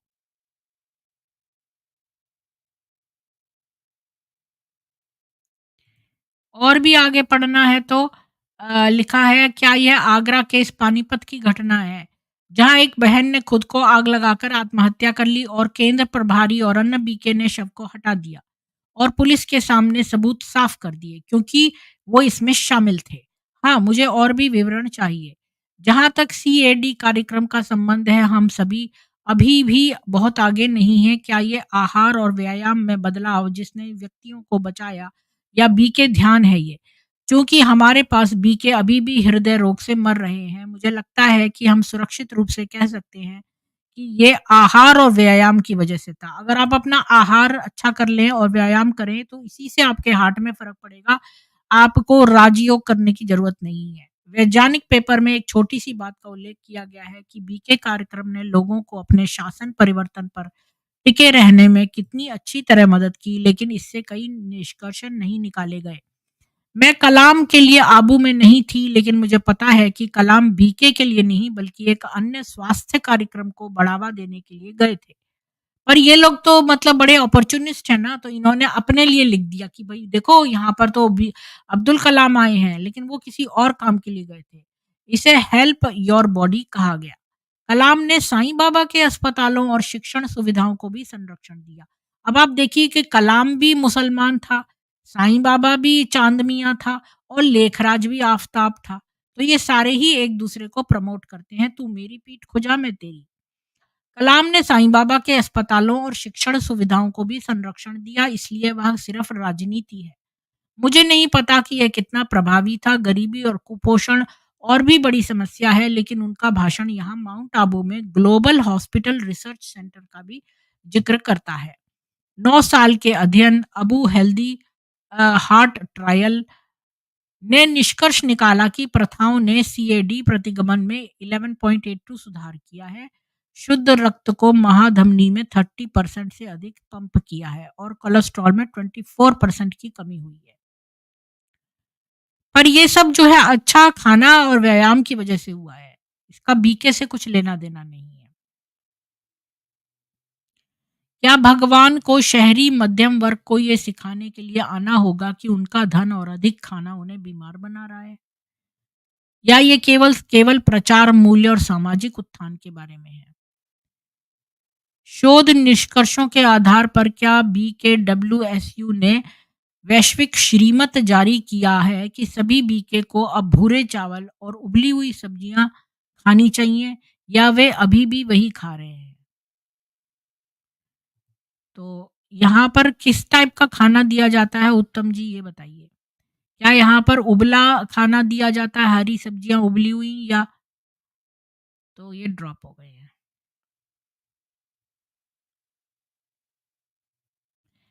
तो मतलब ये लोग जो हैं वो हर जगह अपॉर्चुनिस्ट हैं। जहाँ पर इनको फ़ायदा हो रहा है वहाँ पर हर वक़्त कह देते हैं कि ये तो बीके की वज़ह से, ये तो बीके की वज़ह से है। पर ये ज़रूरी नहीं है कि ये बीके की वज़ह से हो रहा है।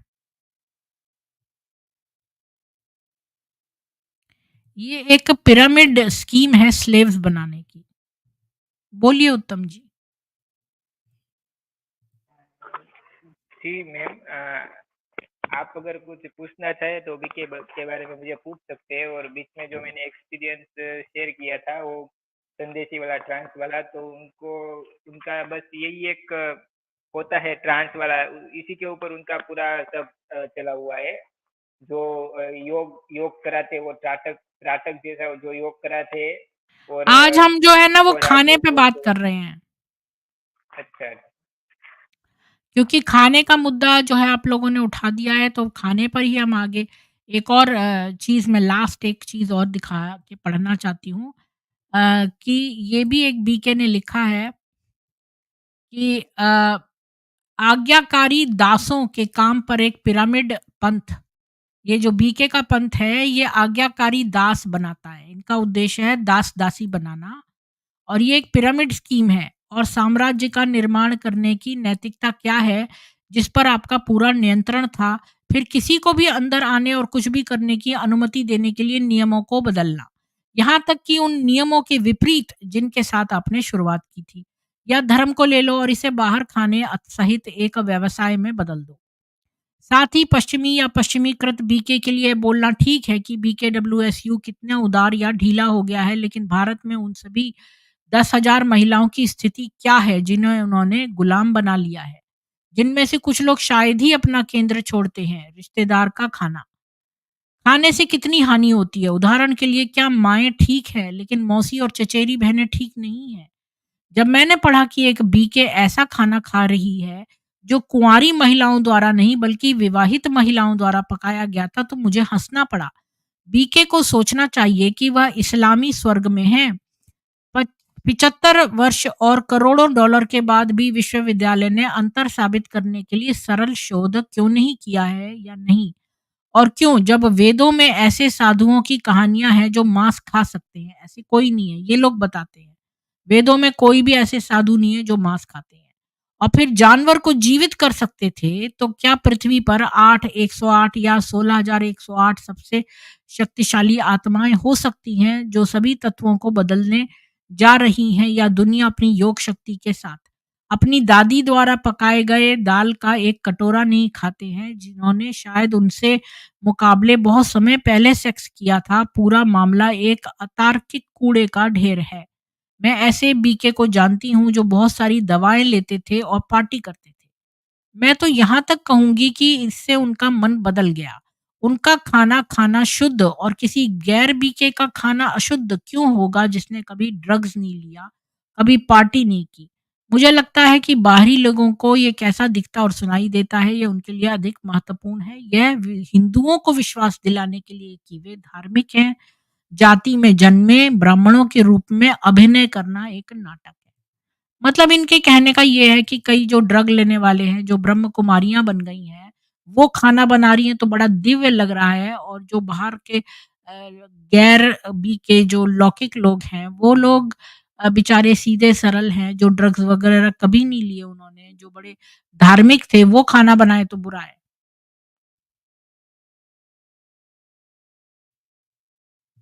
बस मुझे आज के लिए इतना ही कहना था। और कोई भी जॉइन हो सकता है अगर अपना कोई पॉइंट रखना चाहता हो।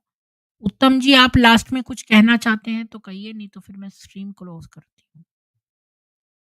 जी मैडम, ये तो एक मधुबन के बारे में थोड़ा बोलना चाहूँगा। वहाँ पे जो भोजन हुँ। देते हैं वो थोड़ा सात्विक रहता है, और वहाँ पे जैसे बहुत अच्छी एग्ज़ाम्पल जॉब भी है। तो बताइए, एग्ज़ाम्पल में क्या दिया जाता है?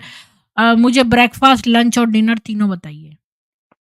वहाँ पे एक बहुत बड़ा सोलर सिस्टम लगा हुआ है जिससे खाना पकता है, और हुँ। वहाँ पे अलग डिफरेंट डिफरेंट किचन्स भी है, जो इंचार्ज होते हैं डिपार्टमेंट के उनके लिए भी खुद खाना पका सके वो व्यवस्था किचन की होती है।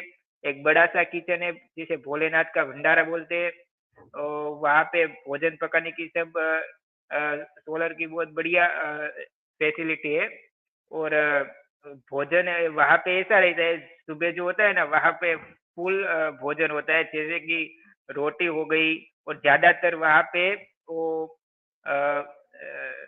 वो जो आलू होते हैं उसकी ग्रेवी वाली सब्जी ज़्यादा मिलती है, तो सुबह वो पराठा हो गया या फिर वो रोटी हो गई, और वो सब्जी हो गई, ऐसा सुबह ब्रेकफास्ट में वो मिलता है।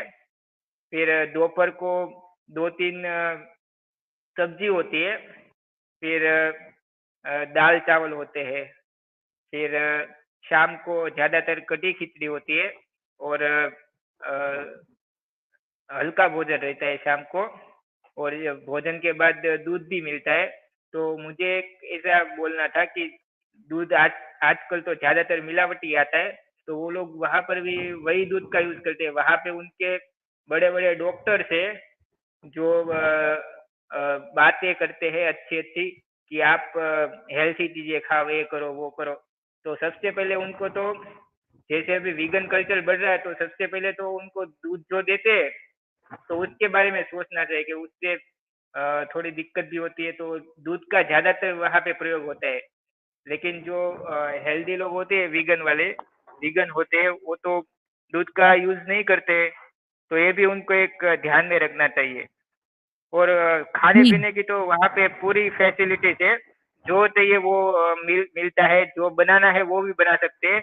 वहाँ पे फ्रूट, सलाद सब मिलता है, और जब लेकिन बड़े-बड़े मेरे साथ जब जो उषा बहन एक थी अभी आई, वो कह रही हैं वो सब रखा रहता है पर आप ले नहीं सकते। सेंटर जो है इंचार्ज वो उसकी परमिशन के बिना आप चाय भी नहीं पी सकते और जी, बना जी के। मैडम। अपने मन से कुछ नहीं कर सकते हैं और ना कुछ छू सकते हैं। तो अच्छा, वो तो एक बार इसके सिर में बहुत दर्द था, वो चाय बनाना चाहती थी, तो उसने पूछा कि क्यों बनानी है? इस समय क्यों करना है? तो इस तरह से वो पूछा-ताछी करते हैं, वो कुछ छूने नहीं देते वहाँ पर और ये चीज़ें रखी रहती हैं, ये अपनी कुछ ही बहनों को दिया जाता है, ये जो चीज़ें हैं। अब मैं थोड़ा-सा और एक चीज़ शेयर मुझे दिख गई, तो मैं इसी खाने के ऊपर एक और भी बात शेयर करूँगी। ये बिल्कुल सच है कि 10, 20, 30 साल पहले बीके योगी और त्यागी बनने के लिए अपने प्रयासों में कहीं अधिक ईमानदार थे। लेकिन मुझे लगता है कि बदलाव का एक हिस्सा सिर्फ धन तक ही सीमित है। उनके पास अब अधिक पैसा है इसलिए वे अधिक भोग-विलास करते हैं। वे अधिक धनी अनुयायियों को आकर्षित करना चाहते हैं, इसलिए वे उन्हें आकर्षित करने के लिए अधिक सुविधाएँ प्रदान करते हैं। यह सब पतन का प्रमाण है। और फिर वरिष्ठों को आमतौर पर अनुयायियों या बीके सेवकों की तुलना में अलग और बेहतर व्यंजन खिलाए जाते थे। यानी कि जो बीके के लोग हैं उन कुछ लोगों को बीके के सेवकों के अलावा जो है बहुत अधिक बेटर क्वालिटी ऑफ फूड खिलाया जाता है। ओम मंडली काल के दौरान उनके पास सभी प्रकार की विलासिताएँ थीं और अब उनके पास धनी अनुयायियों की बदौलत सभी प्रकार की विलासिताएँ हैं और उन्होंने अपने जीवन में कभी एक दिन भी काम नहीं किया। रैंकिंग प्रणाली को बीके इन्फो पर दोहराया गया है। बीके के बारे में कुछ भी सकारात्मक कहने वाला व्यक्ति यहाँ निम्नतम रैंक का है। समस्या लोगों द्वारा बीके के बारे में सकारात्मक बातें कहने में नहीं है, समस्या ठोस तथ्य, तर्क और अवलोकन की कमी और समस्याओं को स्वीकार करने में है। सम्मान तो कमाना ही होगा। यहाँ आने वाले अधिकांश बीके या बीके समर्थकों के साथ समस्या ये है कि वे अतार्किक स्तर तक बीकेडब्ल्यूएसयू का बचाव करना चाहते हैं। अनिवार्य रूप से यदि वे कर सकते हैं तो वे बीकेडब्ल्यूएसयू के बारे में किसी भी आलोचनात्मक बात को दबा देना चाहते हैं। यानी जो लोग डिफेंड करते हैं जैसे यहाँ पर रमेश यादव या जितने भी बीके के लोग बैठे हैं वो अतार्किक बात करते हैं और उनकी जो भी हम बुराई करें बीके की तो वो उसको दबा देना चाहते हैं। मैं केवल एक बीके के बारे में सोच सकती हूँ जिसने वास्तव में कहा था हे भगवान ये गंभीर है हमें इसे रोकना होगा। इनमें से कोई भी हमने जो खोजा है उसकी गंभीरता को स्वीकार करने में सक्षम नहीं है, इसके नैतिक पहलू पर विचार नहीं किया गया है। खैर ये सारी बातें मैं आगे बताना चाहती हूँ आपको कि विषय पर वापस आते हैं कि मैंने कुछ बीके को ये भी कहते सुना है कि कैसे बीके अपने स्नान के पानी को अपने कंपन से शुद्ध करते हैं और कैसे हर सुबह नहाने का सारा पानी नालियों में जाकर अपने आसपास के तत्वों दुनिया को शुद्ध करता होगा। ईमानदारी से रिपोर्ट के अनुसार 100%। मैं स्वीकार करती हूँ ये कोई आधिकारिक राय नहीं है, लेकिन बीके आंदोलन के भीतर चल रही सोच और बातचीत का परिणाम है। तार्किक रूप से वही तर्क बीके के पेशाब और मल पर भी लागू होना चाहिए। निश्चित रूप से बीके द्वारा किए गए पेशाब और शौच सभी सकारात्मक शुद्ध स्पंदनों से पूर्ण होने चाहिए। इस पर विचार करें। 1 लाख बीके हर दिन 2 लीटर पेशाब और 1 किलोग्राम मल का उत्पादन करते हैं, जो सकारात्मक कंपन से भरा होता है, जो तत्वों से बाहर जाता है। यह आश्चर्य की बात है कि वे किसी के गुलाबों पर लगाने के लिए दादी जानकी इसको बेचने की कोशिश नहीं करते हैं। खैर वास्तव में यह गाल पर जीभ थी, जिसका मतलब थोड़ा व्यंग्यपूर्ण था। यदि किसी दलित की परछाई भूजन के ऊपर से गुजर जाए तो जाति में जन्मे ब्राह्मण चिंतित हो जाते थे। यह वह है जिस पर आप विश्वास करते हैं और जिस पर आप विश्वास करते हैं, और मैं मनोदैहिक प्रतिक्रिया को नजरअंदाज नहीं करती। अ, यदि आप विश्वास करते हुए खाते हैं उसमें कुछ बुरा है तो आप उल्टी कर देंगे, तो आप एक स्वपूर्ति की भविष्यवाणी करते हैं और संभवतः उल्टी कर देंगे। क्या क्या लिखा है? वो जो पानी पूरी वाला था वो मैं पढ़ना चाहती थी, वो मुझे मिला नहीं अभी। मैंने शायद छोड़ दिया ऊपर। हाँ, ये था। हाँ, ये मैं पढ़ना चाहती हूँ। और कितनी बार माफ़ी माँगेंगे? क्योंकि यहाँ पर कोई भी बातें ऐसा मामला है तो क्षमा कर दें, जैसे कोई बात हो जाती है बीके में तो ये कह देते हैं कि ऐसा मामला है तो क्षमा करें। आप कितनी बार माफ़ी माँगेंगे? बीके ने ऐसा कोई अपराध नहीं किया है जिसे माफ़ किया जा सके। उन्होंने हत्या करने से भी बदतर अपराध किया है। अगर हत्या आदमी को एक बार मार देती है तो बीके का ब्रेन वॉश उसे रोज-रोज मारता है, जब किसी को इसका एहसास होता है। माफ़ी माँगने से समस्या का समाधान नहीं होगा। दरअसल माफ़ी माँगना बाबा के ज्ञान द्वारा दिया गया हथियार है, क्योंकि इसने अनुयायियों को सिखाया है झुक-झुक मर-मर सीख, और आप उसी का उपयोग कर रहे हैं। लगता है तुम्हें सच्ची माफ़ी का मतलब ही नहीं पता। विषय पर वापस जाएँ, मैंने हाल ही में बीके को उनके 7 दिवसीय भट्टी कार्यक्रम के दौरान पानी पूड़ी पेश करते देखा। यह मुझे उस दिन की याद दिलाता है जब मुझे सिखाया गया था कि पानी पूड़ी खाना आपकी जीभ की गुलामी के समान है, और ये साबित करता है कि आपने अपनी इंद्रियों पर काबू नहीं पाया है। उनके ज्ञान ने हमें जीवन की लगभग हर छोटी बड़ी मौज मस्ती से रोक दिया, और अब नई पीढ़ी वही कर रही है जो 10-15 साल पहले प्रतिबंधित था। तो ये भी एक चक्कर है कि जो बीके में पहले गए थे उन पर ये लोग ज़्यादा जो है प्रतिबंध लगाते थे, उनमें पानी-पूरी तक खाना मना था, क्योंकि वो जीभ की गुलामी थी। और अब जो नए वाले बीके बन रहे हैं उन पर ये ज़्यादा प्रतिबंध लगाएँगे तो वो बीके जॉइन नहीं करेंगे, तो उनके लिए रिलैक्सेशन कर दिया है और वो लोग तो पानी-पूरियाँ भी खा रही हैं। इसी को कहते हैं हिपोक्रेसी। तो बहुत-बहुत साधुवाद सभी लोगों को। और ये वाली बात भी है कि जो मल और पेशाब है उसमें भी भई अच्छे वाइब्स होने चाहिए, ये वाली बात भी है। आनंद भटसाना जी बोल रहे हैं प्रीति सोच समझ के बोलो, तो मैं तो उनकी जो एक्स बीकेज़ हैं उनके कमेंट्स पढ़े हैं, मैंने कुछ भी अपने मन से नहीं बोला। जो यहाँ पर मैंने लिखा के पढ़ा है वही बोला है। जी उत्तम जी, लास्ट में आपको कुछ बोलना है तो बोल दीजिए, फिर मैं स्ट्रीम क्लोज़ करूँगी।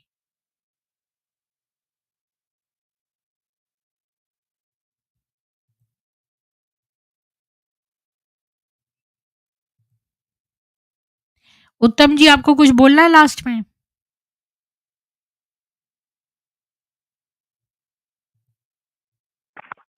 जी, जी बोलिए। मैडम, आज आज मुझे एक सुप्रिया अग्निहोत्री है, उनसे बात हुई मेरी। उनका भी बहुत डेंजर एक्सपीरियंस है।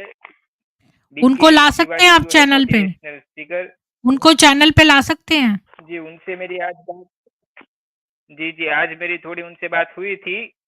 अरुण जी को भी बताया तो उन्होंने आने के लिए हाँ किया है। तो अभी जैसे ही उनका कुछ शेड्यूल होता है तो आपको इन्फॉर्म करेंगे, फिर उनको भी लाएंगे। आप उनको कल ला सकते हैं?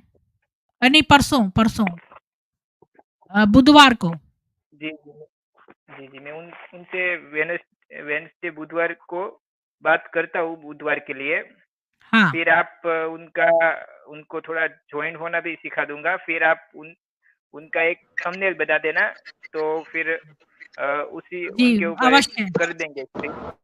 जी, उषा जी भी यहाँ पर एक समर्पित बहन थी और उन्होंने भी छोड़ा है। ये उत्तम जी ने भी छोड़ा है।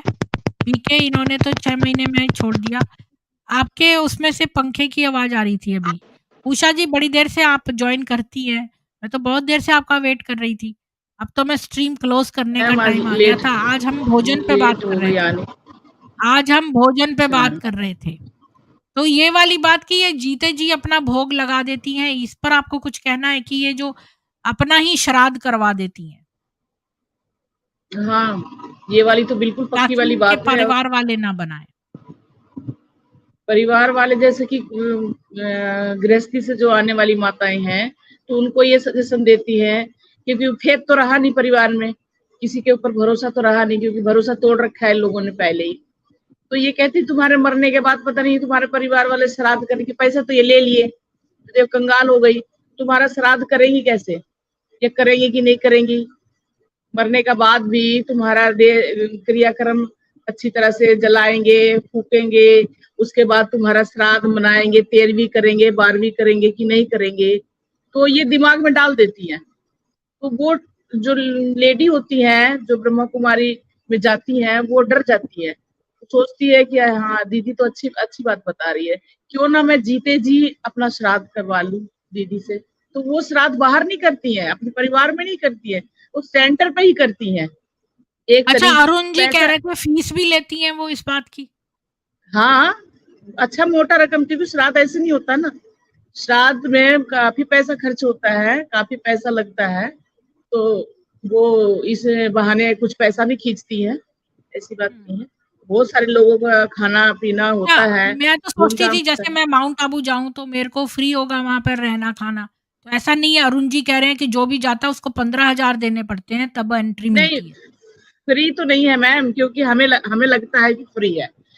जो जा रहे हैं उनको हम पहले ही बोलते हैं कि फ्री है, कुछ भी नहीं है। वहाँ एक से एक खाना पीना है, रहना है, रूम किराया नहीं देना, कुछ भी नहीं देना। हम उनको ऐसे ही बोलते हैं फ्री है। लेकिन जब वो जाने लगते हैं ना, एग्री हो जाते जाने के लिए, तो कम से कम उनसे एक इंसान से कम उस टाइम की बात बता रहे हैं, कम से कम 2,500, 3,000, 5,000 जैसी कैपेसिटी होती है लोगों से, वो हम पहले ही ले लेते हैं। जब टिकट बनाते हैं ना, उस टाइम हम पहले टिकट के अंदर, कितने दिन के स्टे के लिए? ये होता है मतलब 1 हफ्ते के लिए, कम से कम 1 हफ्ते के लिए। तो इतना पैसा हम उनसे ले लेते हैं कि टिकट बनाने के नाम आप इतना पैसा जमा करो। तो जो इच्छुक व्यक्ति होते हैं, ज्यादा वो होते हैं, जैसे आध्यात्मिक होते हैं, कई माताएं ऐसी आध्यात्मिक होती हैं, तो वो भंडारी में भी जाके वहां डालती हैं, कुछ अपने अपने पास से भी डालती हैं वो, और वहां तो जमा करती है, सेंटर इंचार्ज के पास जमा करती है पैसा। तो वो सारे पैसे इकट्ठे करके वहां पर ऑफिस बनी हुई है माउंट आबू में। उस ऑफिस में एक दादी का नाम भी मुझे याद नहीं आ रहा है, ईशू दादी है। वो ईशू दादी के ऑफिस में जाकर के वो पैसा को हमें जमा करना होता है कि हमारे सेंटर से इतने भाई बहन है और इतने पैसे हमारे सेंटर के हैं, तो वो जमा करना होता है। तो अरुण जी तो कह रहे फिर हैं ऐसे तो अमृतसर जाओ तो वहाँ तो फ्री लंगर चलता है, वो तो कभी ये नहीं सोचते कि भई पैसे लें और बाद में फिर खाना खिलाएँ। तो अमृतसर पानी में में तो फ्री फ्री नहीं है, लंगर है। पानी में फ्री नहीं है मैम, पानी में फ्री नहीं है, लोगों को हम अच्छा, बेवकूफ दूसरी बनाते हैं। बात एक आई कि ये लोग कहते हैं कि भई इनका बड़ा अच्छा कंपन है, मतलब स्पंदन होता है, बड़ी पॉज़िटिव वाइब्स आती हैं, तो इनके खाने में बड़ी पॉज़िटिव आती हैं। तो दूसरी बात ये है कि जो व्यक्ति इतना ड्रग्स-व्रग्स लेता हो, बाद में वो ब्रह्म कुमार या ब्रह्म कुमारी बन गया हो और बाहर रहने वाला लौकिक व्यक्ति जो बड़ा धार्मिक है, तो उसका बनाया खाना गंदा होगा, और जो अगर ड्रग्स पहले लेता था और अब ब्रह्म कुमार बन गया है, तो उसका, या ब्रह्म कुमारी बन गया, उसका बनाया खाना अच्छा होगा। ये कैसे पॉसिबल है? खाना तो देखो मैम, ड्रग की बात है जहां तक, तो ड्रग तो देखो कोई छोड़ नहीं सकता। ये तो एक नाटक है। जैसे सेंटर पे गया, कोई मुरली सुनने लगा, इतनी उसमें ताकत नहीं है कि कोई दारू भी छोड़ दे, कोई बीड़ी भी छोड़ दे, कोई कुछ नहीं छोड़ता। हमने ये भी देखा है कि बीड़ी के बंडल ले लेकर के लेटरिन के अंदर जाकर माताएं पी पी के निकलती हैं। ये हैं? यहाँ घुसो, हाँ, यहाँ घुसो घुसो के ले जाती है। हमने कई माताओं के उसमें से देखा है, बीड़ी पीते हुए और लेटरिन के अंदर डाल देती है। तो ऐसा कुछ नहीं है कि वहां जाने के बाद किसी का शराब छूट गया हो या कोई ड्रग्स छूट गया तो हो। ये सब बड़े बड़े, इनका पेशाब और मल भी ज़्यादा अच्छा होता है लौकिक लोगों के पेशाब और मल से? अब ये लोग समझते होंगे क्या मल अच्छा है क्या है। मुझे तो बस कुछ भी अच्छा नहीं है, कुछ भी अच्छा नहीं लगता है, अच्छा, एक क्योंकि ब्रह्म कुमारी एक्स ने ये भी लिखा है कि पहले तो प्रतिबंधित था पानी पूरी खाना, ये लोग कहते थे जीभ की गुलामी मत करो। अब आजकल जो नई-नई ब्रह्म कुमारियाँ बन रही हैं, उनको तो अलाउड है, पानी पूरी भी खाती हैं वो। पानी पूरी खाती हैं, अचार खाना बना था, लाल मिर्च खाना बना था। सेंटर में खूब लाल मिर्च चलते हैं, खूब अचार चलते हैं, सारी चीजें सब कुछ खाते हैं। जो बाहर की चीजें हैं वे सब अंदर बना करके खाते हैं। काफी हद तक, जैसे कि आपको गृहस्थी है, जो गृहस्थी में आ रहे हैं, गृहस्थी मुरली सुनने के लिए सेंटर पे आ रही हैं, और पूरा परिवार है, पति पत्नी है, सब कुछ है। तो उन माताओं से भी ये अपना चीज, जैसे कि चावल के पापड़ बनवा लेंगी, सेवियां बनवा लेंगी, उनसे बनवा करके वो घर में ही तो बनाती हैं, और कहाँ सेंटर पे थोड़ी आके बनाएंगी। अपने उसी बर्तन में बनाती हैं, उसी बर्तन में सब कुछ करके और ला के दे देंगी। वो नाम हाँ, ये तो ये हो गया कि कोसा कर रहे हैं, उनसे तो घर पे बनवा रही हैं, तो वो भी तो बना रही हैं आखिर। हुँ। वही तो कह रहे हैं, तो वो भी तो घर में बना अच्छा, के ला कुछ के लोग दे रही ये है कह ना। रही हैं ब्रह्म कुमारियाँ कि भई अविवाहित लोग, लड़कियाँ जो खाना बनाती हैं, उनका खाना खा लेते थे ये लोग, और जो शादीशुदा हैं उनका नहीं खाते थे। जो लौकिक अविवाहित लड़कियाँ हैं उनका खा लेते थे, लेकिन जो लौकिक विवाहित हैं उनका नहीं खाते। हाँ, तो नहीं खाते थे वो तो, अभी भी रूल चल रहा है, नहीं खाते। लेकिन जब इनको जरूरत पड़ती है किसी हुँ। चीज का, तो वो सब कुछ कर लेते हैं। हाँ, ये एक ये ये एक नियम कहने में, है। कथनी और करनी में फ़र्क है। हुँ। हाँ, ये नियम है, लेकिन ये उनके घर भी कभी-कभी जाती है, जैसे कोई प्रोग्राम हो गया, कोई कार्य हो गया, जाती है, तो अंदर कमरे में बंद होकर के वो भी खा लेती है जो नहीं खाना होता है। दिखाने के अच्छा। लिए तो एक गिलास पानी होता है, पानी भी नहीं पिएंगी सबके सामने कि भाई मैं इनका घर का पानी नहीं है, गृहस्थी हो घर का पानी नहीं चुपचाप कर पीना। लेंगी, पर सबके सामने नहीं करेंगी, वही इस्लाम हाँ, वाला फ़ॉर्मूला। हाँ, लेकिन अंदर जाकर के उनकी चाय भी पिएंगी, उनके घर के पराठे भी खाएंगी। मैंने ये भी देखा है, खाना खाते हुए भी देखा है। तो हुँ। ऐसा भी है। तो मुझे भी, मैं खुद कंफ्यूज हो जाती थी कि अभी तो दीदी बोले गिलास में पानी भी नहीं पीना, उनके गिलास भी खराब है, वो अज्ञानियों का गिलास है, और अंदर पराठे खा रही हैं बैठ के। हुँ, हुँ। तो ऐसा भी होता है। उन जैसे बिस्किट वगैरह बनवाती थी ना, बहुत सारे बिस्किट बनवाती थी, केक बनवाती थी फैक्ट्रियों में। फैक्ट्री का भाई ज्ञान में चलता है, तो फैक्ट्री का भाई ज्ञान में चलता है, तो उनकी मशीन में जो कारीगर लगे हुए हैं वो थोड़ी ज्ञान में चल रहा है। वो जो कारीगर जो अज्ञानी है वो बिस्किट बना के दे रहे हैं, वो सेंटर वाले खा रहे हैं। हुँ। वो कई सेंटरों में बट रहे हैं वो हाँ, वो भाई का फैक्ट्री है, वो भाई ने बिस्किट बनवाया है, वो बांट रहे हैं बिस्किट, मैं ना वो केक यूनिवर्सिटी बांट में रहे वो पढ़ाती थी, यूनिवर्सिटी में मैनेजमेंट एमबीए स्टूडेंट्स को पढ़ाती थी दिल्ली में। तो हैं। हम लोग ट्रिप में करवाने ले गए, तो हम तिहाड़ जेल में भी ले गए दिखाने के लिए कि देखो आज कॉन्फ्रेंस, जो आईटी सिस्टम उनका लग गया है। तो जो खूंखार डाकू होते हैं या खूंखार हत्यारे हैं जो जेलों में बंद हैं, उनको बजाय एक जेल से दूसरे जेल में ट्रांसफ़र करने के, अगर उनकी कोर्ट की डेट होती है तो कोर्ट को हम उसी में लगा देते हैं कॉन्फ्रेंस रूम में, तो जो वीडियो से बात हो जाती है। तो ज़रूरी नहीं है, अब ऐसा नहीं होता कि डाकू को लेके जा रहे हैं, रास्ते में जो है किसी ने उसको अगवा कर लिया, या जो है उनके जो ले जा रहे हैं गाड़ी उलट गई, जैसे बॉलीवुड पिक्चरों में दिखाते हैं, ऐसा नहीं होता अब। हाँ, वो तो हाँ, आजकल तो बहुत कॉन्फ्रेंस, सेफ। हाँ, हाँ, तो मैं वहाँ पर हुँ। दिखाने ले गई थी एक बार। तो वहाँ पर जो ठप्पा, क्योंकि मेरे साथ तो लड़कियाँ भी थी, लड़के भी थे। तो उन जो लड़कियाँ थी जो लड़के थे उनके हाथ पर ठप्पे लगा दिए थे, लड़कियाँ वैसे ही जा सकती हैं क्योंकि वो जेल लड़का आदमियों की थी। तो वहाँ पर हमको ना बोला कि देखो इन लोगों को अंदर की दुनिया ही अलग थी। अंदर सब उद्योग हो रहे थे और सब ऐसा उनको शिक्षा दी जाती है ताकि वो दोबारा से निकल कर और समाज में कोई का व्यवसाय करके अपने जीवन यापन कर सकें। तो इन लोगों ने बिस्कुट बनाए थे, आपने बिस्कुट की बात की ना तो वो मेरे पीछे पड़ गए कि आप इनका बनाया बिस्कुट खाओ, ऐसा टेस्टी बिस्कुट आपने कभी नहीं खाया होगा। तो मेरे को पहले लग रहा था ये डाकू के हाथ के बनाए हुए बिस्किट में ना में बहुत अच्छी वो नहीं थी बिस्किट खाने के लिए, लेकिन उन्होंने बहुत ज़्यादा मुझे फ़ोर्स करा कि एक बार खा के देखो, ऐसा बिस्किट आपने कभी नहीं खाया होगा, ये जो अपराधी हैं, ये जो बनाते हैं। तो फिर मैंने खाया उसको तो वो अच्छा था, तो मुझे याद आ गई ये वाली बात, तो मैंने सोचा आप लोगों से शेयर करूँ। तो ये जो बिस्किट बहुत मात्रा में मैं हम फिर उनकी कौ उसमें भी गए, वो लोग वहाँ पर दुकानों पे बेचते हैं और ये दूसरे दुकानों पर भी जाके बिकता है। तो ये जो हाँ, ये बड़ी बहुत बिस्किटें तो जो ये जो आप कह रही हो ना कि ये बाहर का सामान खा लेती हैं, तो बहुत सारा सामान तो अपराधियों द्वारा जेलों में बनाया जाता है, जो वहाँ विस्तृत किया जाता है, बिकता है जो। हाँ, वो लोग वहाँ पर अंदर रह करके पैसे कमाते हैं, बाकायदा काम हाँ, करते हैं। आजकल वो हाँ, हाँ। जेल नहीं रह गया ना, अब जेल में बहुत सारी सुविधाएँ हो गई है। जेल जेल में में पैसा बहुत कमा के व्यवसाय हाँ, वगैरह होता है। तो मैं यही कह रही हूँ कि ये जो है अगर बाहर का चीज़ें खा रही हैं तो ये डाकू की बनाई हुई भी खा रही हैं। हाँ, बिल्कुल खा रही और हैं। दूसरी अब बात एक ये है कि डाकू पंचम सिंह जो इन्होंने डाकू पंचम सिंह से सारी आपको पता है डाकू पंचम सिंह के बारे में? हाँ, उसका अखबार जानती में हूँ। आया था। उसकी छोटी बेटी से इन्होंने ब्याह करवा दिया, उससे दहेज लिया, शिव बाबा से उसकी शादी करवाई। उसकी इनको सारी लगता होगा पैतृक संपत्ति रखवा ली। अब वो इनको लगता डाकू पंचम सिंह को लात मार के अलग कर दिया, वो बीमार है, अब उसका बेटे की सारी संपत्ति उसका बेटा हमारे चैनल पे आया था, संतोष सिंह। उन्होंने हाँ, मैंने बताया दे कि कैसे उनकी हालत खराब है पंचम सिंह की। पहले तो इन्होंने और ये लोग बड़ा बीड़ा उठाती हैं कि इन्होंने 500 डाकुओं का वो करवाया उनका जन समर्पण करवाया, जबकि उन्होंने नहीं करवाया समर्पण, किसी और व्यक्ति ने कराया, ये क्रेडिट लेके झूठ बात बोलती है। और जंगल इन्होंने में जो ब्रह्मा इनका बाबा दिखाई सरगना दिए। था, पंचम सिंह उन सारे डाकुओं का लीडर था। इसने हाँ, लीडर को अपना बनाया, सोचा कि सारे डाकू जो हैं बीके में आ जाएँगे। कोई भी डाकू सिवाय पंचम सिंह के नहीं आया बीके में।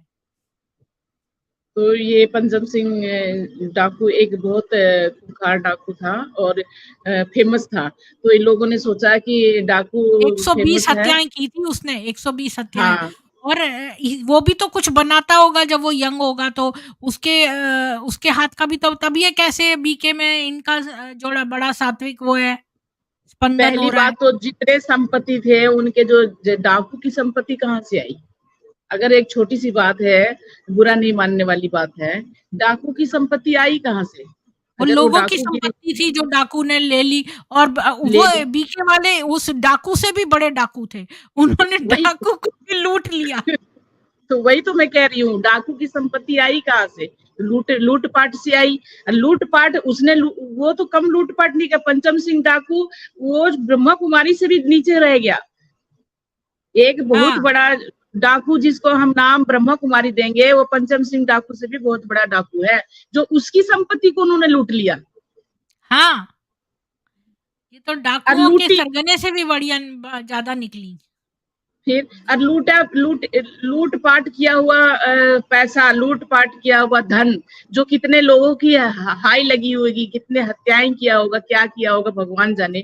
तो वो संपत्ति उन्होंने रखा, लिया, तो क्या बोलते हैं कि एक संपत्ति भी ऐसा होना चाहिए, जो सात्विक होना जैसे भोजन सात्विक होना चाहिए, तो संपत्ति भी सात्विक होना चाहिए। किसी की हाय नहीं होनी चाहिए संपत्ति में। शिवानी का वीडियो सुनो ना, किसी की मैंने आज संपत्ति पता में बड़ी इम्पोर्टेंट चीज़ पढ़ी, वो मैं नेक्स्ट स्ट्रीम में करूँगी। शिवानी ने किसी पर साइकिक अटैक करवाए, वो उसका क्लेम है शिवानी ने किए हैं। तो हाँ, उसके मैंने बारे में सुना हम था। जानेंगे। और एक बात और, आपने शैतान पिक्चर नहीं देखी है तो वो देख लेना, उसमें इसका रहस्य दिया है। अच्छा, शैतान होगा पिक्चर जो कहीं अजय देवगन की पिक्चर आई है ना शैतान, माधवन अच्छा, है उसमें, अजय देवगन है। वो देख लेना आप, उसको आपको पता चलेगा। क्योंकि ये लोग बहुत इन एडवांस हो रहे हैं, बहुत ज़्यादा। ये लोग कुछ भी कर सकते हैं। इनका लिमिट नहीं है करने का कुछ भी। हुँ, इनका दिमाग जो है वो बिल्कुल शैतानी दिमाग बन चुका है। हुँ। क्यों इनके तो ऊपर किसी प्रकार से प्रेत तो थे ही ये, लेखराज तो प्रेत ही है। लगाम ना दुनिया की कोई लोक लाज रहा, ना नियम कानून रहा, ना मर्यादाएं रही। ये मतलब हर चीज का कवर ओढ़ करके सत्यता की कवर ओढ़े है, पवित्रता की कवर ओढ़े है, निर्भयता की कवर ओढ़े है। ये सारे गुणों की कवर ओढ़कर सारे अवगुण का काम कर रहे हैं। हुँ। ठीक है उषा जी, अब मैं ये स्ट्रीम क्लोज़ करती हूँ। आपको कुछ कहना है एंड में तो बोलिए। एंड में तो मैं क्या बोलूं मैम, मैं तो बहुत कुछ बोल रही हूँ। आप जो ये बोलोगे रिक जी उसी का कह रहे हैं जवाब। कि बीके वाले खाने में साइकेडेलिक हैलुसिनोजन मिलाते हैं, जिससे लोगों को अत्यानंद का अनुभव होता है। क्योंकि कोई लड़की ये भी बोल रही थी कि बड़ी हँसी है उसको आ रही थी और बड़ी खुशी मिल रही थी। तो ये जो प्रसाद देते हैं, तो जो नए लोग आते हैं उनको वहाँ से प्रसाद नहीं देते हैं, जो औरों को दिया जाता है, अलग से प्रसाद दिया जाता है। और एक लड़की आई थी वो कह रही थी उसको पानी दिया था तो हल्का नीला-नीला सा था। तो उसको पी के या खा के बड़ी खुशी सी अंदर से महसूस होती है। तो ऐसे ड्रग्स आते हैं केमिकल्स, जो आप खा लें तो बड़ा वो होता है। मैम प्रसाद बनाने वाला देखो, मैं ये बताना चाहती हूँ कि अब क्या हो रहा है वो नहीं पता मुझे, क्योंकि प्रसाद खुद मैं बनाती थी, बनाने वाली मैं थी, सब कुछ मैं ही करती थी। तो मुझे हुँ। ऐसा कुछ भी नहीं था कि उन्हें मैं तो किसी ऊपर से चीज़ डालना को। होता है, बनाते में थोड़ी डालना होता है, मतलब बाद में हाँ, ऊपर से तो मिक्स कर दिया कुछ देते भी वक़्त। मिक्स कर दे या क्या कर दे वो मुझे नहीं पता, क्योंकि मैं जितना अच्छी तरह से मैं जानती हूँ कि वो क्या करते हैं, वो या तो मैंने देखा नहीं हो, या तो मैंने उसके बारे में जाना नहीं हो, या मेरे से अवज्ञ रह गया हो।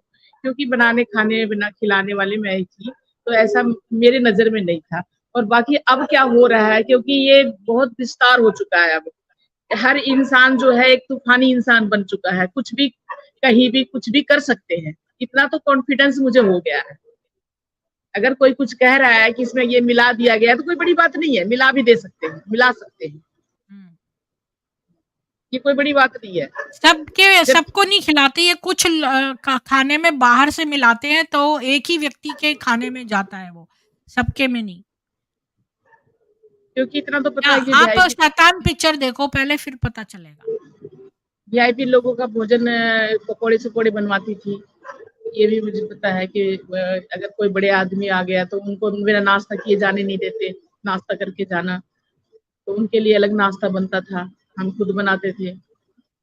तो ऐसा होता है, उनको अपनापन दिखाते थे उनसे, उनको ज़्यादा क्लोज़ करते थे, उनको प्यार ज़्यादा देते थे। इस तरीके से खींचने की कोशिश में रहते थे कि कोई मतलब अपना। गुलामी की पिरामिड स्कीम है ये। हाँ, क्योंकि नोएडा में मैंने ये देखा था कि पूरा एक कपल थे, वो कपल विदेश में चले गए हैं, तो वो पूरा सेंटर जो था पता नहीं कितने गज में बना हुआ था, वो इनको देकर चले गए। वहाँ पर इन लोगों ने अपना धीरे-धीरे पैड बनाने लगा। मैं वहाँ जाती थी क्लास कराने के लिए, ताला चाबी इन्हीं को दे दिया था, वो बिल्कुल छोड़ के चले गए थे। तो इस तरीके से मैं देखती हूँ कि इंसान बड़ी पैसे वाले बड़ी आसान तरीके से अपना मकान दुकान दे देते हैं। उनको ज़्यादा वो नहीं लगता, मेहनत नहीं लगता देने में। बाद में बेशक कुछ करो, रो, पीटो, चिल्लाओ, वो बाद की बात है, लेकिन उस घड़ी वो दे देते हैं। हुँ। तो उत्तम जी आपको कुछ कहना है एंड में? फिर मैं क्लोज़ करती हूँ।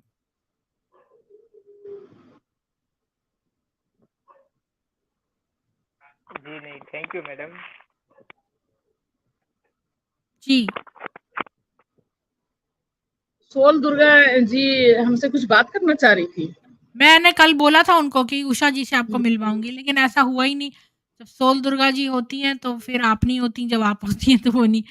तो अभी कल तो मैं शायद स्ट्रीम ना करूँ क्योंकि मेरा कोई अपॉइंटमेंट है, लेकिन परसों मैं स्ट्रीम करूँगी, तो उसमें कोशिश करूँगी कि आप और सोल दुर्गा जी दोनों मिल जाएँ।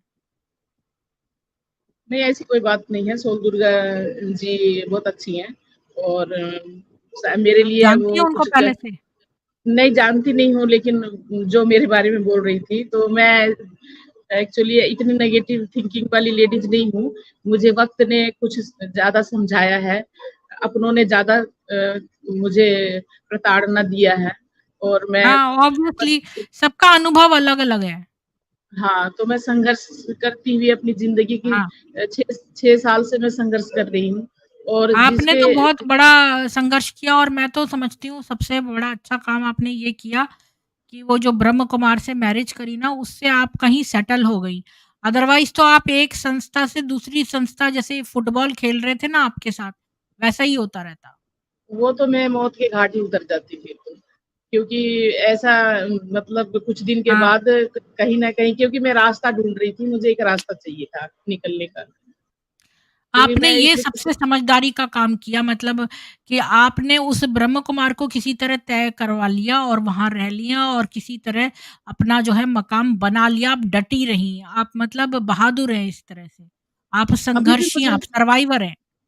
अभी भी मुझे बहुत परेशान करता है, ऐसी बात नहीं है। अभी भी 20,000 रुपए मैंने रखा था मैम, अभी बताना अच्छा नहीं लगता। अभी 20,000 रुपए अभी पिछले महीने में निकाल के ले गया और अपने खाते में डाल दिया। मैंने तो सोचा आपका डाइवोर्स हो गया उससे। नहीं, नहीं डाइवोर्स नहीं हुआ। कोई ऐसी रिलेशनशिप में नहीं है, हम सिर्फ रह रहे हैं।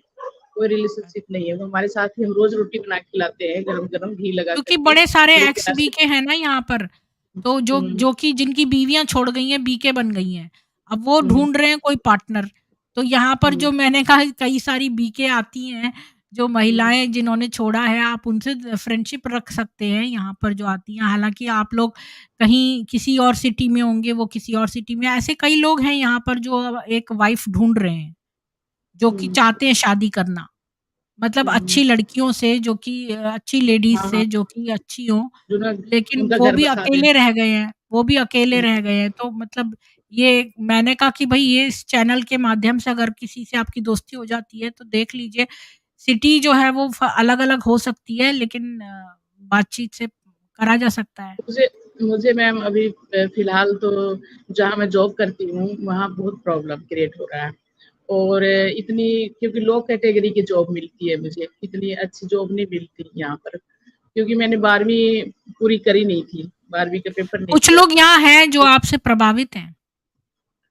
हाँ, तो मैं तो इस वज़ह से तो बहुत मुझे पता नहीं था, मैंने तो ये बोल दिया हाँ, उषा जी के लिए सही है, उनका तो डाइवोर्स हो चुका है, मैंने तो ये बोल दिया उनको। नहीं मेरी मुझे पता शादी नहीं कब थी। हुई है? मेरी मेरी हाँ, शादी नहीं हुई है तो डाइवोर्स होने का कोई मतलब ही नहीं है। क्योंकि मैं तो ऐसे ही अभी वैसे ही रह रही हूँ। क्योंकि मैं उनको पूरी देखभाल करती हूँ, अपनी तरफ से मैं पूरी इज़्ज़त देती हूँ, पूरी कोशिश करती हूँ, लेकिन वो मुझे आज की तारीख में लूट रहा है। मुझे बदनाम करता है, मुझे मैं पता नहीं क्या-क्या कहता है, मैं अभी अब इस हुँ। चैनल में क्या तो आप भी कोई अच्छा तो साथी ढूँढ के उससे शादी कर लो।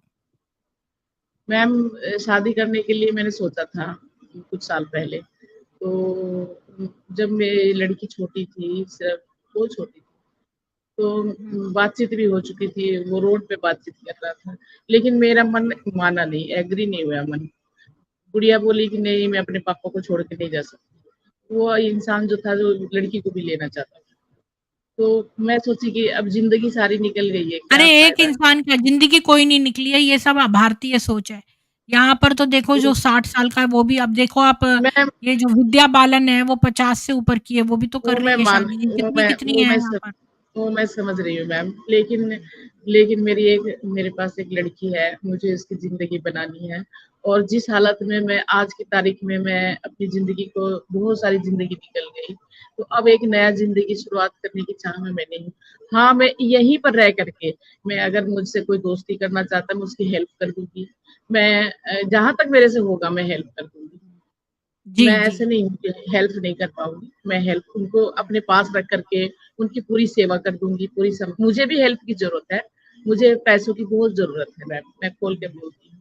क्योंकि मेरे पास मकान नहीं है, किराया नहीं दिया जाता है, बहुत सारी प्रॉब्लम है पैसों की।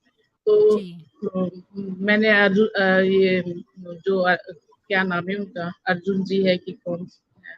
अरुण जी। अरुण जी, उनसे भी रोज़ मैं बोलती हूँ, उन्होंने बोला मैं आपको कहीं जॉब बताऊँगा, तो आज भी फ़ोन किया था मैंने उनको अरुण जी को हाँ, कि आप अरुण जी जो है वो उनका कॉन्टैक्ट नंबर अगर नहीं है किसी के पास तो ले सकते हैं और जितने भी हाँ, बीके हैं, एक्स बीके हैं, आप ज़्यादा पर्सनल बातें ना बताएँ क्योंकि हाँ, आपको जान को खतरा भी हो सकता है। तो ये है उनका कॉन्टैक्ट नंबर जिनको उनसे संपर्क कर लीजिए, तो वो हेल्प सभी बीके से निकले हुए एक-दूसरे की हेल्प करेंगी और ये तो हाँ, तो सबको वो जो तो है उनको बोला था मुझे इकट्ठा एक करना। अच्छी जॉब जी, चाहिए क्योंकि जीने के लिए पैसे की बहुत ज़रूरत होती है। जी, जी।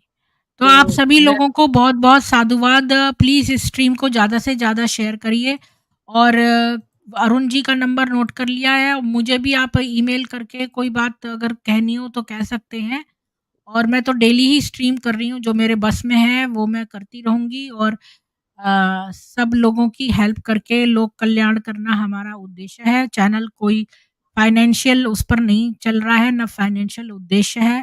केवल लोगों की हेल्प करना और उजागर करना एक कल्ट को, ताकि जो नए लोग हैं वो इसमें ना फँस जाएँ और देख लें कि भई ये चीज़ें हैं कल्ट की। तो आप सभी लोगों को साधुवाद और इस स्ट्रीम को ज़्यादा से ज़्यादा शेयर करें। जय सनातन हिंदू, वैदिक हिंदू विश्व। जय श्री राम। यस।